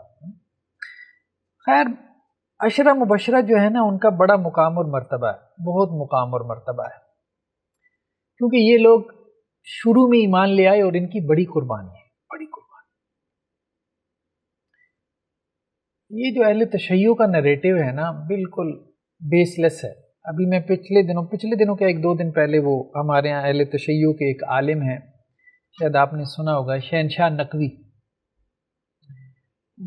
کوئی اہل سنت کے مفتی صاحب ان کے پاس گئے انٹرویو کرنے کے لیے کہ جی آپ کا اختلاف کیا ہے یا آپ کا موقف کیا ہے، مطلب ہمیں بھی تو سمجھ لگے نا، بجائے اس کے کہ ہم لڑ مر رہے ہیں پتہ تو چلے آپ کہنا کیا چاہتے ہیں. تو اس میں وہ شہنشاہ نقوی صاحب یہ کہہ رہے تھے کہ جی بات یہ ہے کہ جو تو حضرت علی سے لڑا ہے نا بھئی ہمارے نزدیک اس کی کوئی حیثیت نہیں ہے، سیدھی سی بات ہے، ہمارا تو یہ نریٹو ہے. ٹھیک ہے، بھلے آپ کا عشرہ مبشرہ ہو، ٹھیک ہے، اور بھلے ازواج مطہرات میں سے. اور پھر انہوں نے کہا 2 کے بارے میں، آپ کو بھی پتہ ہے میں نام نہیں لیتا، اور ان میں سے بھی ایک جو اس معاملے میں آگے آگے تھی. ہمارے یہاں ان کی کوئی حیثیت نہیں ہے، اس بات کو آپ اچھے سے سمجھ لیں. اور پھر اس میں ہاں یہ بات ہے کہ ہمارے اہل تشیع کے فقہاء یہ کہتے ہیں کہ اہل سنت کی مدارات کے لیے آپ ان کو برا بھلا نہ کہیں، یعنی اہل سنت کی دل آزاری ہوگی اس وجہ سے ان کو برا بھلا نہ کہیں، ورنہ ہمارے نیریٹو بیانیے میں دین میں جو حضرت علی کے سامنے آ گیا نا اس کی کوئی حیثیت نہیں. تو آپ اپنے یہاں جو مرضی حیثیتیں بناتے ہیں، یہ غلط بات ہے، یہ غلط بات ہے. دیکھیں بات یہ ہے کہ انہوں نے سارا حدیث کا ذخیرہ ہی اڑا کے رکھ دیا، اہل تشیع نے مانا ہی نہیں. حالانکہ یہ سارے عشرہ مبشرہ ایک ایک کے بارے میں آپ حدیثیں اٹھا کے دیکھیں، صحیحین کی حدیثیں،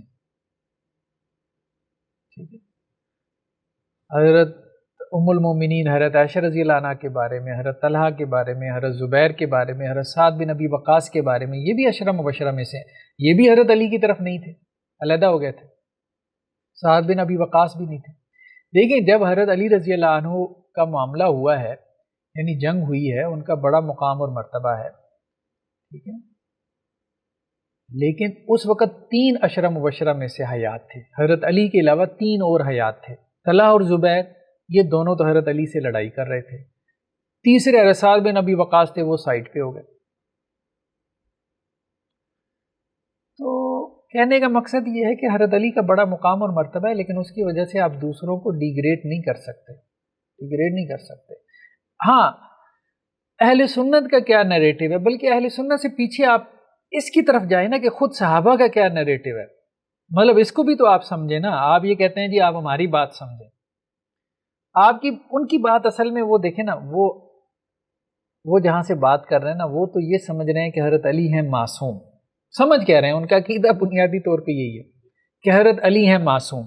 جب یہ پوزیشن لے لی تو ظاہری بات ہے اب ازواج مطہرات میں سے کوئی حضرت علی کے مقابلے میں آ گیا یا عشرہ مبشرہ آ گیا تو کیا ہے بھائی، آپ اڑا کے رکھ دیں گے سب کچھ، ٹھیک ہے.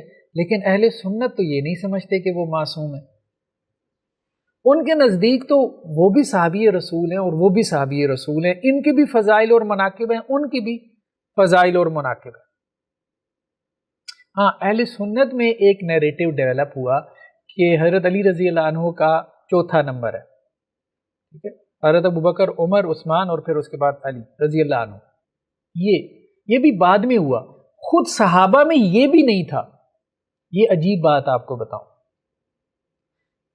آپ یہ سمجھنا چاہتے ہیں نا کہ اس وقت کیوں لڑائی ہوئی. اگر حضرت علی کی افضلیت کے قائل ہوتے نا تو وہ مقابلے میں نہ نکلتے، وہ حضرت عثمان پہ آ کے رک جاتے تھے. روایتیں اس معاملے میں بالکل واضح ہیں.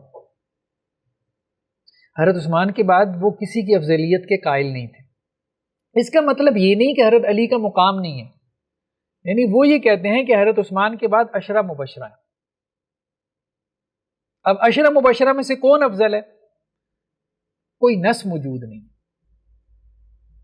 اب دیکھیں نا، یہ کچھ روایتیں ہمیں ملتی ہیں، مطلب یہ ہم ان سے کہیں گے کہ دیکھیں جو حضرت علی کے مقابلے میں نکلے ہیں تو خود ان کی سوچ کیا تھی، اس بات کو بھی سمجھنا بڑا ضروری ہے. یہ صحیح بخاری کی روایت ہے حضرت عبداللہ بن عمر سے کہ رسول اللہ صلی اللہ علیہ وسلم کے عہد مبارک میں ہی جب ہم صحابہ کرام کے درمیان انتخاب کے لیے کہا جاتا تو ہم سب سے افضل اور بہتر حضرت ابو بکر کو قرار دیتے، پھر حضرت عمر کو، پھر حضرت عثمان کا درجہ آتا تھا. یعنی کہاں رسول اللہ صلی اللہ علیہ وسلم کے زمانے میں. وہاں انڈرسٹینڈنگ کیا ڈیولپ ہو رہی ہے ان کی کہ ابو بکر ہیں، پھر عمر ہیں، پھر عثمان ہیں، اس کے بعد پھر عشرہ مبشرہ ہیں، پھر اس کے بعد جو ہے وہ اصحاب بدر ہیں، پھر اس کے بعد پھر صلح حدیبیہ والے ہیں، پھر فتح مکہ والے. تو درجات تو ہیں صحابہ میں. تو ایک اہل تشیع نے پوزیشن لی کہ سب سے پہلا نمبر حضرت علی کا. اہل سنت نے یہ لی نہیں، انہوں نے کہا جی 4تھے نمبر پہ ہیں. خود صحابہ میں یہ پوزیشن تھی، میں یہ بات کر رہا ہوں کہ 3 کے بعد وہ تفضیل کے قائل ہی نہیں تھے، کسی کی یعنی کسی فرد کی افضلیت کے قائل نہیں تھے. بلکہ ایک اور روایت ہے، یہ آپ دیکھیں سنن نبی داؤد کی، یہ تو بالکل واضح ہے یہ بھی آپ صلی اللہ علیہ وسلم نے ایک مرتبہ کہا نا کہ تم میں سے کسی نے خواب دیکھا ہے، تو ایک آدمی نے کہا میں نے دیکھا ہے کہ آسمان سے ترازو اتری اور آپ صلی اللہ علیہ وسلم کا اور سیدنا ابو بکر کا وزن کیا گیا، تو سیدنا ابو بکر سے آپ صلی اللہ علیہ وسلم بھاری ہو گئے. ایک طرف آپ صلی اللہ علیہ وسلم تھے ترازو میں، ایک طرف ابو بکر تھے، تو آپ صلی اللہ علیہ وسلم بھاری ہو گئے.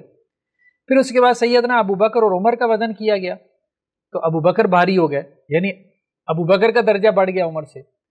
پھر حضرت عمر اور حضرت عثمان کا وزن کیا گیا تو حضرت عمر بھاری ہو گئے. پھر ترازو اٹھا لی گئی. پھر اس کے بعد افضلیت قائم ہی نہیں ہوئی، یعنی روایتیں یہ کہہ رہی ہیں. تو ان روایتوں کو نقل کرنے والے صحابہ تھے.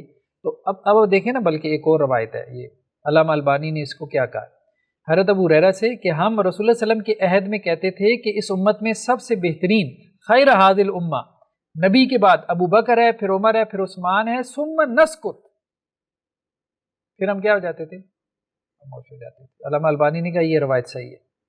بہت سی روایتیں، کہنے کا مقصد یہ ہے. تو اب بات یہ ہے کہ جب ان کی انڈرسٹینڈنگ یہ تھی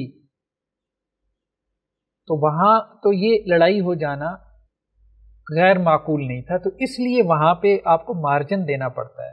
یہ نہیں آپ کہہ سکتے کہ جی ان کے مقابلے میں اگر عشرہ مبشرہ آ گئے تو ساری ان کی مناقب کی روایتیں آپ اڑا کے رکھ دیں اور ان پہ جو ہے وہ لان تان شروع کر دیں. زیادہ سے زیادہ آپ اجتہادی خطا کی بات کر سکتے ہیں. ٹھیک ہے، اجتہادی خطا کی بات.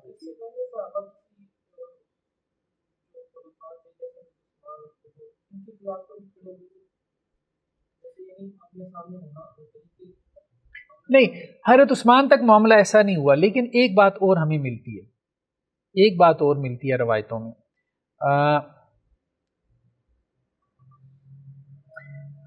اب دیکھیں اہل تشیع تو اس کو نہیں مانیں گے. یہ صحیح مسلم کی روایت ہے حضرت عائشہ سے. اس میں کیا ہے کہ حضرت عائشہ سے سوال کیا گیا کہ آپ صلی اللہ علیہ وسلم اگر اپنے بعد خلیفہ بناتے تو کس کو بناتے؟ تو انہوں نے کہا ابو بکر.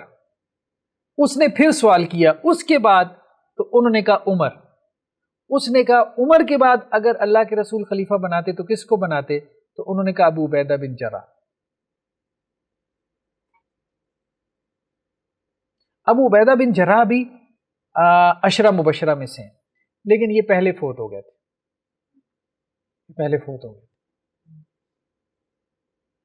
تو کچھ روایتیں ایسی ہیں کہ جس میں حضرت عثمان کا بھی تذکرہ نہیں ہے خلافت کے حوالے سے.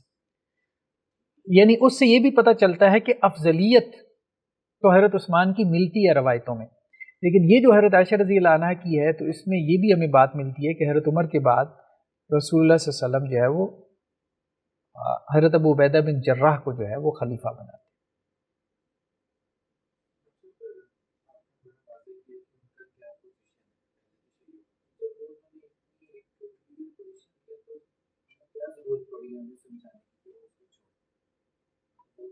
نہیں ظاہری بات ہے، ہم یہ نہیں کہہ رہے کہ ہم جو ہے وہ یہ سمجھ رہے ہیں کہ وہ ہماری بات مان لیں گے، لیکن ہم یہ کہہ رہے ہیں کہ آپ یہ کہہ رہے ہیں کہ ہمیں سمجھے، تو آپ بھی ذرا سمجھنے کی کوشش کریں. پھر ہم سے کیوں مطالبہ کر رہے ہیں کہ ہم آپ کو سمجھیں؟ پھر ہم سے کیوں مطالبہ کر رہے ہیں؟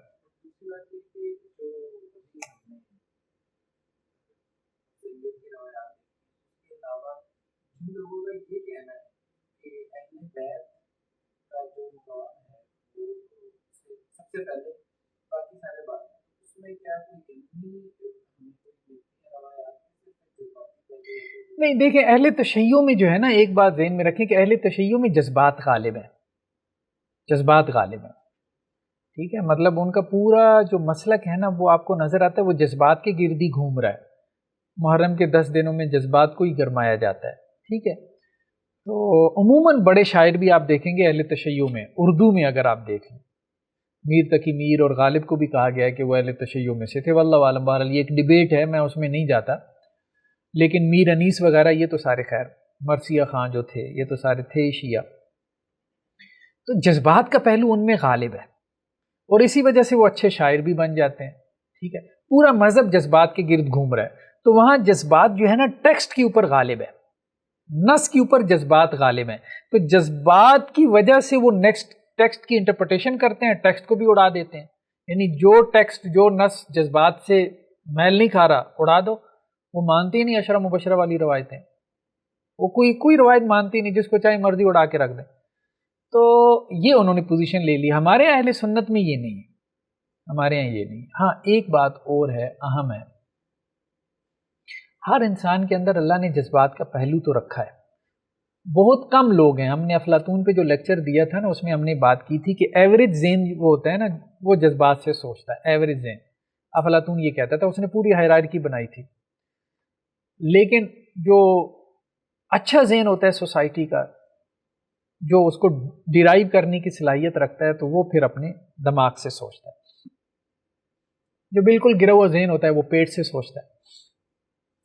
تو یہ بات درست ہے کہ انسان کے اندر یہ جذبات کا ایک پہلو ہوتا ہے، اور ایوریج ذہن جو ہے نا کہیں اس کے جذبات نکلتے رہتے ہیں. انجینئر محمد علی مرزا صاحب، ان کا بھی آپ مسئلہ دیکھیں نا، انہوں نے بابوں سے تو وہ کٹ آف کر لیا، یعنی اندر ایک جو جذباتی ضرورت تھی نا وہ جب تک بریلوی تھے بابوں سے پوری ہو رہی تھی، تو وہاں تو ان کے خلاف سٹینڈ لے لیا، تو وہ ساری پھر یہاں جا کے نکلی، بالکل وہی اہل تشیع والے موقف پہ آ گئے. بہت گہرائی میں انسان کے مطالعے کی ضرورت ہے. انسان بہت گہری چیز ہے، تو انسان کا تجزیہ کرنا، اس کا انالیسس کرنا انسانی نفس کا، پھر یہ جاننا کہ اس کے کیا رجحانات ہوتے ہیں اور اس کے پیچھے کہاں، کیونکہ کمزوریاں اللہ نے رکھی ہیں نا انسان کے اندر، کمزوریاں رکھی ہیں اس کی آزمائش کے لیے. یہ جذباتی وابستگی کہیں نہ کہیں آپ کی نکل جاتی ہے، تو کہیں اہل بیت میں نکل گئی، کہیں پیروں اولیاء کے ساتھ نکل گئی، کہیں ائمہ دین کے ساتھ نکل گئی، کہیں اپنے استاذ کے ساتھ، کہیں اور نہ تو کوئی محبوب ڈھونڈ لیا. ٹھیک ہے، خدا کے ساتھ تو بہت کم ہی نکلتی ہے نا، اللہ اور اس کے رسول کے ساتھ بہت کم ہی نکلتی ہے، کیونکہ وہ حاضر نہیں ہے. انسان کا جتنا نظام محبت ہے نا وہ حاضر کے اوپر کھڑا ہوتا ہے، وہ اس طرح سے باہر آتا. چلیں ہم کہیں اور چلے گئے.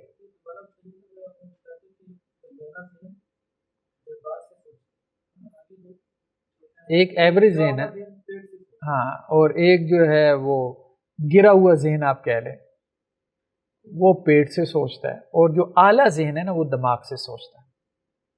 یعنی اس میں شعور غالب ہوتا ہے جذبات پہ، ایموشنز پہ.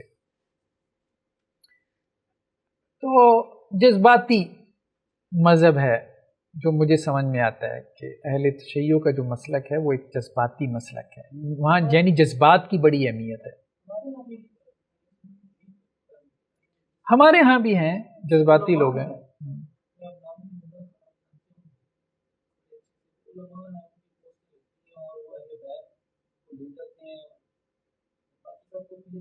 ہاں آپ یوں کہہ لیں کہ ہمارے ہاں بعض جو ہے لوگ ایسے بھی ہیں جو یزید کی وکالت میں جذباتی ہیں. یہ بھی بات ٹھیک ہے، جذباتی نہیں ہونا چاہیے کسی شخصیت کے حوالے سے.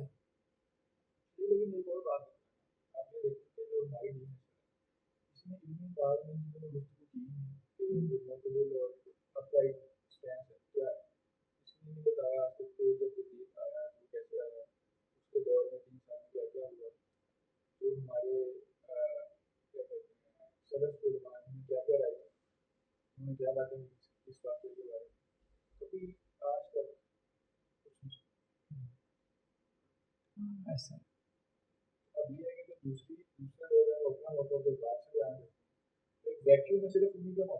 ہاں یہ بات ٹھیک ہے کہ ایک ویکیوم تو ہے، آپ کی بات ٹھیک ہے کہ جذبات جو ہے نا اٹریکٹ کرتے ہیں نا بندے کو. اچھی شاعری آپ کو اٹریکٹ کرے گی، ڈرامہ کیوں آپ کو اٹریکٹ کرتا ہے، مووی کیوں آپ کو اٹریکٹ کرتی ہے.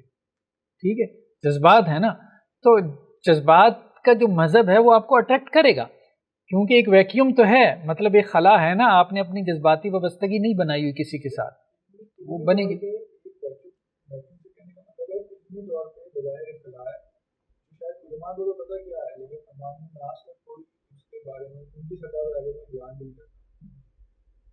ایسے تو اب ہوتا یہی ہے کہ آپ کو گفتگو کرنا شروع کریں نا، وہ فلاں ناسبی، فلاں یہ، فلاں ڈمکان، یہ وہ، تو وہ ایک دوسرے کو رافضی کہہ رہے ہیں، وہ اس کو ناسبی کہہ رہے ہیں. دیکھیں بات یہ، اب یہ جو صحابہ کرام جو حضرت عثمان پہ آ کے رک جاتے تھے، تو یہ حضرت علی رضی اللہ عنہ کو جو ہے، مطلب حضرت عبداللہ بن عمر ہیں نا جو یہ بیان کر رہے ہیں، یا حضرت ابو ہریرہ ہیں جو یہ بیان کر رہے ہیں، تو یہ کیا ہم ان کو ناسبی کہیں گے؟ اس کا مطلب یہ نہیں کہ یہ حضرت علی رضی اللہ عنہ کو ڈی گریڈ کر رہے ہیں، یہ ان کو عشرہ مبشرہ میں سے مان رہے ہیں. تو ناسبی تو نہیں مانتا کہ حضرت علی عشرہ مبشرہ میں سے ہیں یا جنتی ہیں. ناسبی تو اس کو کہتے ہیں جو حضرت علی رضی اللہ عنہ کو گالیاں دے، معاذ اللہ ان کو جو ہے وہ گمراہ سمجھے. تو یہ تو ان کو عشرہ مبشرہ کا درجہ دے رہے ہیں، صرف اتنی بات کہہ رہے ہیں کہ بھائی 3 کے بعد آ کے ہم رک جاتے ہیں. تو خیر وہ جذباتی انداز ایک ہوتا ہے نا، جذبات سے کھیلنے کا. تو یہ ہمارا المیہ ہے، اوورآل پوری قوم کا المیہ ہے کہ ہم بات سمجھنا ہی نہیں چاہتے. خیر بار تو خفیہ دعوت میں حضرت طلحہ ایمان لے کے آئے. طلحہ جو ہے وہ بھی عشرہ مبشرہ میں سے ہیں. ٹھیک ہے، حضرت طلحہ جو ہے یہ اللہ کے رسول صلی اللہ علیہ وسلم سے انہوں نے تیر روکے تھے احد والے دن.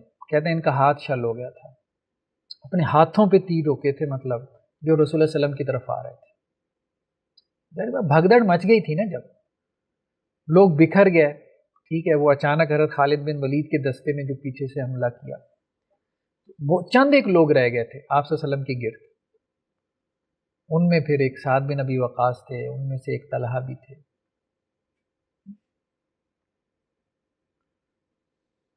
خیر بہرحال تو یہ کپڑے کے تاجر تھے. تو شام میں تجارت کے لیے جب یہ گئے تو وہاں ایک شخص سے ان کی ملاقات ہوئی. تو اس نے کہا کہ بھائی تمہاری طرف کسی احمد کا ظہور ہوا ہے؟ تو انہوں نے کہا کون احمد؟ کہنے کہ ایک نبی ہے.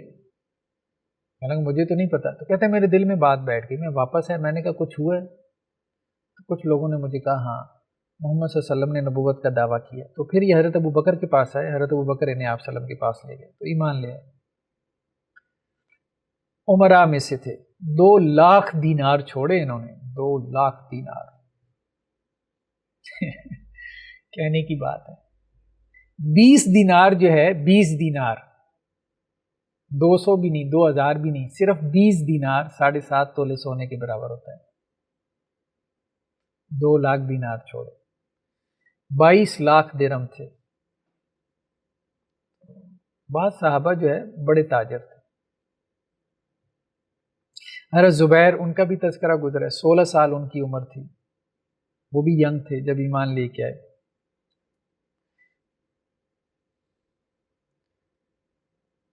حضرت عبد الرحمن بن عوف کا بھی تذکرہ گزرا ہے. حضرت سعد بن ابی وقاص اور عبد الرحمن بن عوف کے بارے میں آتا ہے کہ انہوں نے ازواج کا بڑا کیا آپ صلی اللہ علیہ وسلم کی رحلت کے بعد. حضرت عبد الرحمن بن عوف نے تو اپنا ایک باغ وقف کر دیا تھا، اور حضرت سعد بڑا دھیان کرتے تھے، مسلسل تحائف دیا کرتے تھے، اور ازواج اس کی بڑی قدر بھی کرتے تھے. نبی کریم صلی اللہ علیہ وسلم کے بعد انہوں نے ہمارا مطلب یہ سوچا نا کہ اب ان کا کوئی سورس آف انکم نہیں ہے یا پھر خیر یہ احساس کرنے والے تھے. حضرت عبد الرحمن بن عوف بھی مطلب بڑے لوگوں میں سے تھے. جب یہ گئے ہیں نا ہجرت کر کے وہاں مدینہ میں، تو حضرت سعد بن ربیع کو آپ صلی اللہ علیہ وسلم نے، جو انصار میں سے تھے، ان کا بھائی چارہ، تو حضرت سعد بن ربیع نے کہا کہ بھائی میری آدھی جائیداد تمہاری، میری 2 بیویاں، ایک کو میں طلاق دیتا ہوں، وہ تمہاری. انہوں نے کہا مجھے کچھ نہیں چاہیے، بازار کا رستہ دکھا دیں، صرف بازار. تو پہلے دن جا کے تجارت شروع کر دی، کیونکہ یہ لوگ تاجر تو تھے. یہاں سے انہوں نے سٹارٹ لیا، کیونکہ سب کچھ تو مکہ میں چھوڑ آئے تھے نا یہ لوگ ہجرت کے وقت، کوئی چیز ساتھ لائی نہیں. تو جب یہ فوت ہوئی ہے تو 1000 اونٹ تھے ان کے، 3000 بکریاں تھیں، 100 گھوڑے تھے، پتہ نہیں کیا معلومات تھا، لاکھوں دینار تھے. خیر بہرحال یہ بڑے لوگ تھے جو شروع میں ایمان لے کے آئے، بہت بڑے لوگ تھے. پہلے 3 سالوں میں جو ایمان لے کے آئے، مطلب ایسے صحابہ کے بارے میں کوئی کم تر گفتگو نہیں کرنی چاہیے. جو بھی بعد میں ہوا اس میں مطلب سب کے ہی فضائل ہیں، حضرت علی کی بھی ہیں، بقیہ صحابہ کی.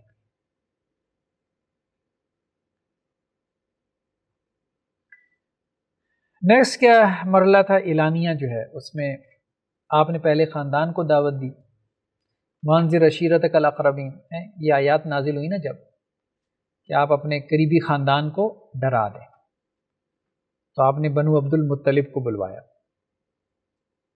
یعنی آپ کے دادا کی جو اولاد میں سے تھے. تو حضرت علی نے جا کے پیغام دیا تھا سب کو. حضرت خدیجہ رضی اللہ عنہ نے کھانا تیار کیا، اس میں آپ کے چچا حضرت حمزہ بھی تھے، عباس بھی تھے، ابو طالب بھی تھے، ابو لہب بھی تھا بلکہ. لیکن ہوا یہ کہ آپ جیسے ہی کھانا وانا ختم ہوا، بکری کا گوشت بنایا گیا، روایتوں میں آتا ہے، خاص طور پہ ران کا گوشت، اور پھر دودھ پلایا گیا، یعنی اچھی دعوت تھی۔ اس کے بعد آپ صلی اللہ علیہ وسلم نے کھڑے ہو کے نا کچھ کہنا چاہا، تو ابو لہب اس سے پہلے ہی کھڑا ہو گیا، مطلب وہ سمجھ گیا نا، وہ سمجھ گیا۔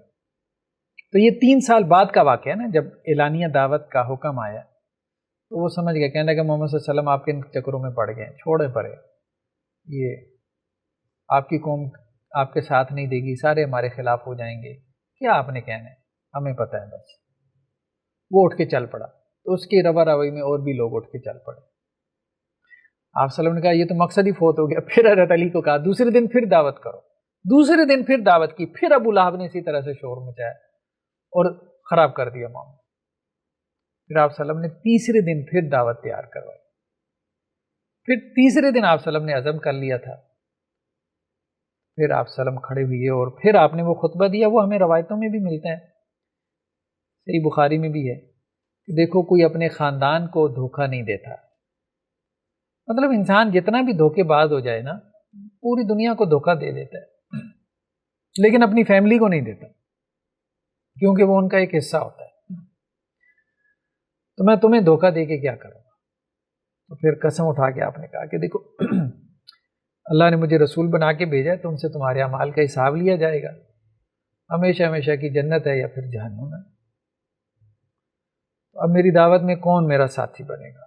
سب خاموش ہو گئے، صرف حضرت علی رضی اللہ عنہ کھڑے ہوئے، ان کی عمر جو ہے وہ اس وقت 10 سال تھی، باقی جو خاموش رہے، لیکن بری بات کسی نے نہیں کی۔ ابو لہب نے بری بات بھی کی، بری بات۔ پھر اس کے بعد مرحلہ آیا قوم کو دعوت دینے کا، وہ جو صفا اور مروہ پہ آپ چڑھے اور آپ نے جو ہے وہ دعوت دی، وہ بھی معروف واقعہ، بلکہ روایتوں میں مل جاتا ہے۔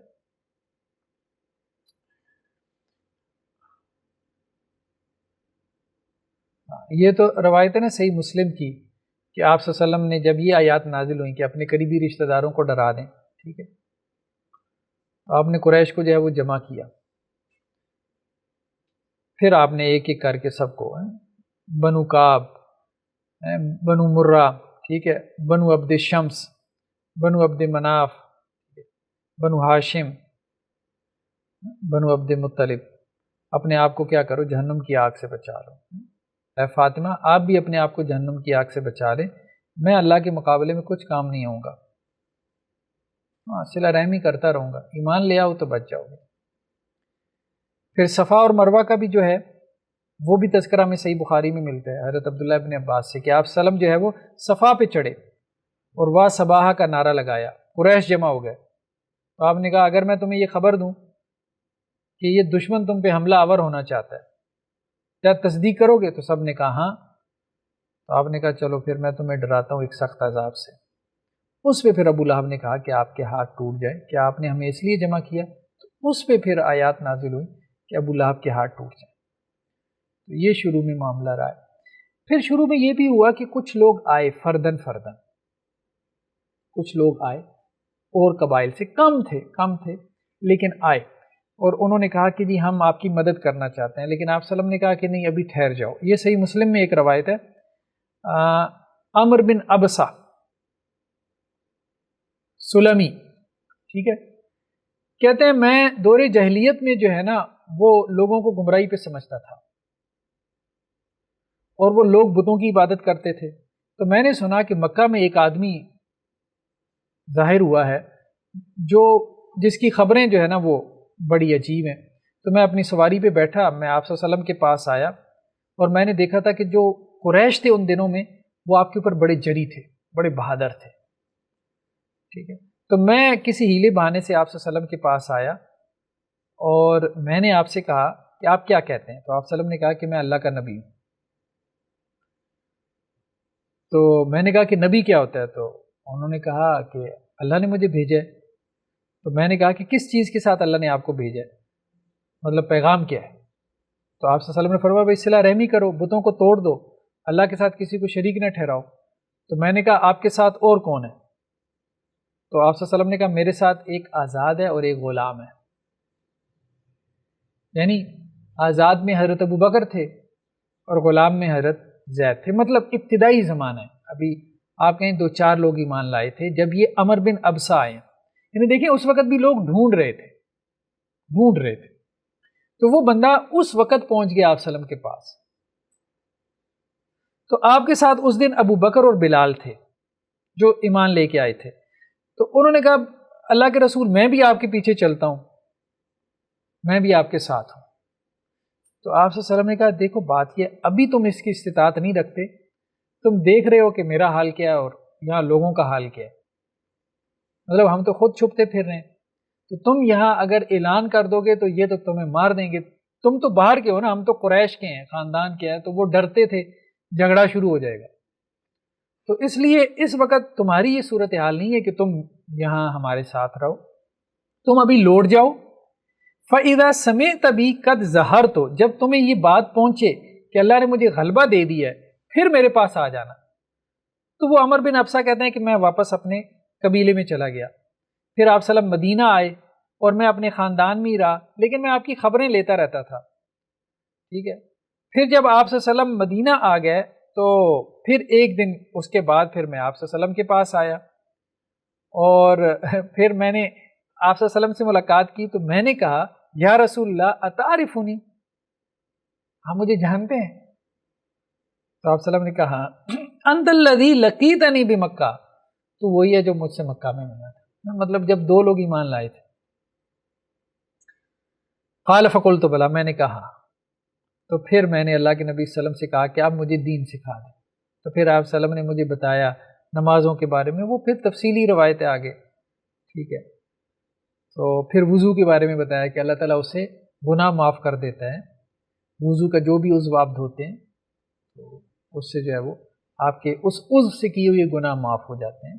ہاتھوں سے کیے ہیں تو ہاتھ دھونے سے وہ ہاتھوں کے گناہ معاف ہو جائیں گے. پاؤں سے گناہ کیا ہے تو پاؤں دھونے سے پاؤں کے گناہ معاف ہو جائیں گے.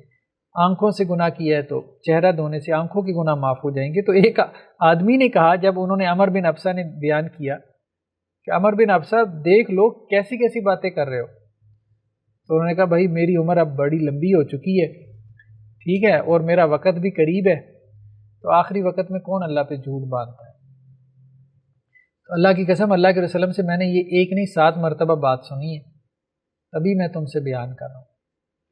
یعنی وہ وضو کی روایتوں کے بارے میں وہ بندے کو ذرا شک سا ہوا نا کہ اتنی فضیلت, میں نے کہا 7 مرتبہ سنی ہے. خیر بہرحال اس طرح سے بھی لوگ جو ہے وہ آتے رہے شروع میں جو ہے, تو قوم کو بھی جو ہے وہ آپ صلی اللہ علیہ وسلم نے دعوت دی. تو نیکسٹ مرحلہ پھر انشاءاللہ سے ہمارا ہے تشدد کا.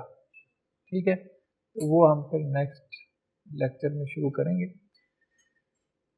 نبی کریم صلی اللہ علیہ وسلم پہ کیسے تشدد ہوا, مختلف ہیلے بہانے ہتھ کنڈے استعمال کیے گئے, پھر بھی آپ ڈٹے رہے. پھر مسلمانوں پہ جو ہوا, ٹھیک ہے, پھر تشدد کے بعد پھر مرحلہ ہجرت کا. ہجرت میں یہاں مراد حبشہ کی ہجرت ہے جو 2 مرتبہ ہوئی. پھر اس کے بعد مرحلہ ہے نصرت کا, یعنی کچھ ایسے لوگ ایمان لے آئے کہ جس سے دین کی نصرت ہوئی, جیسے حضرت حمزہ, حضرت عمر, بڑے بڑے لوگ تھے یہ. پھر نصرت کے بعد جو ہے وہ آگے مرحلہ ہے مقاطع, یعنی جو بائیکاٹ کیا گیا شعب ابی طالب کا. پھر اس کے بعد کچھ معجزات کا بھی ظہور ہونا شروع ہو گیا. ٹھیک ہے, وہ بھی آپ کے لیے ایک سپورٹنگ دلیل بن گئی. پھر عام الحزن کا تذکرہ ہے, مطلب جس سال میں حضرت خدیجہ رضی اللہ عنہ فوت ہوئیں, آپ کے چچا حضرت ابو طالب فوت ہوئے. پھر افراد کی آمد شروع ہو گئی 10 کے بعد نا, مختلف قبائل سے لوگ فردن فردن اسلام قبول کرنا شروع ہو گئے, اور بیرون مکہ جو ہے وہ اسلام کی دعوت پھیلنا شروع ہو گئی. پھر آپ نے طائف کا سفر کیا, پھر وہاں سے ناکامی ہوئی, مطلب لوگ ایمان نہیں لے کے آئے. پھر آپ نے جو ہے وہ قبائل کو دعوت دینا شروع کی, خاص طور پہ جو حج کے موقع پہ آتے تھے. پھر معراج کا سفر ہے, اور خیر معراج کے بعد پھر آگے ہم دیکھیں گے انشاءاللہ سے. چلیں جی, جزاکم اللہ خیر, السلام علیکم ورحمۃ اللہ.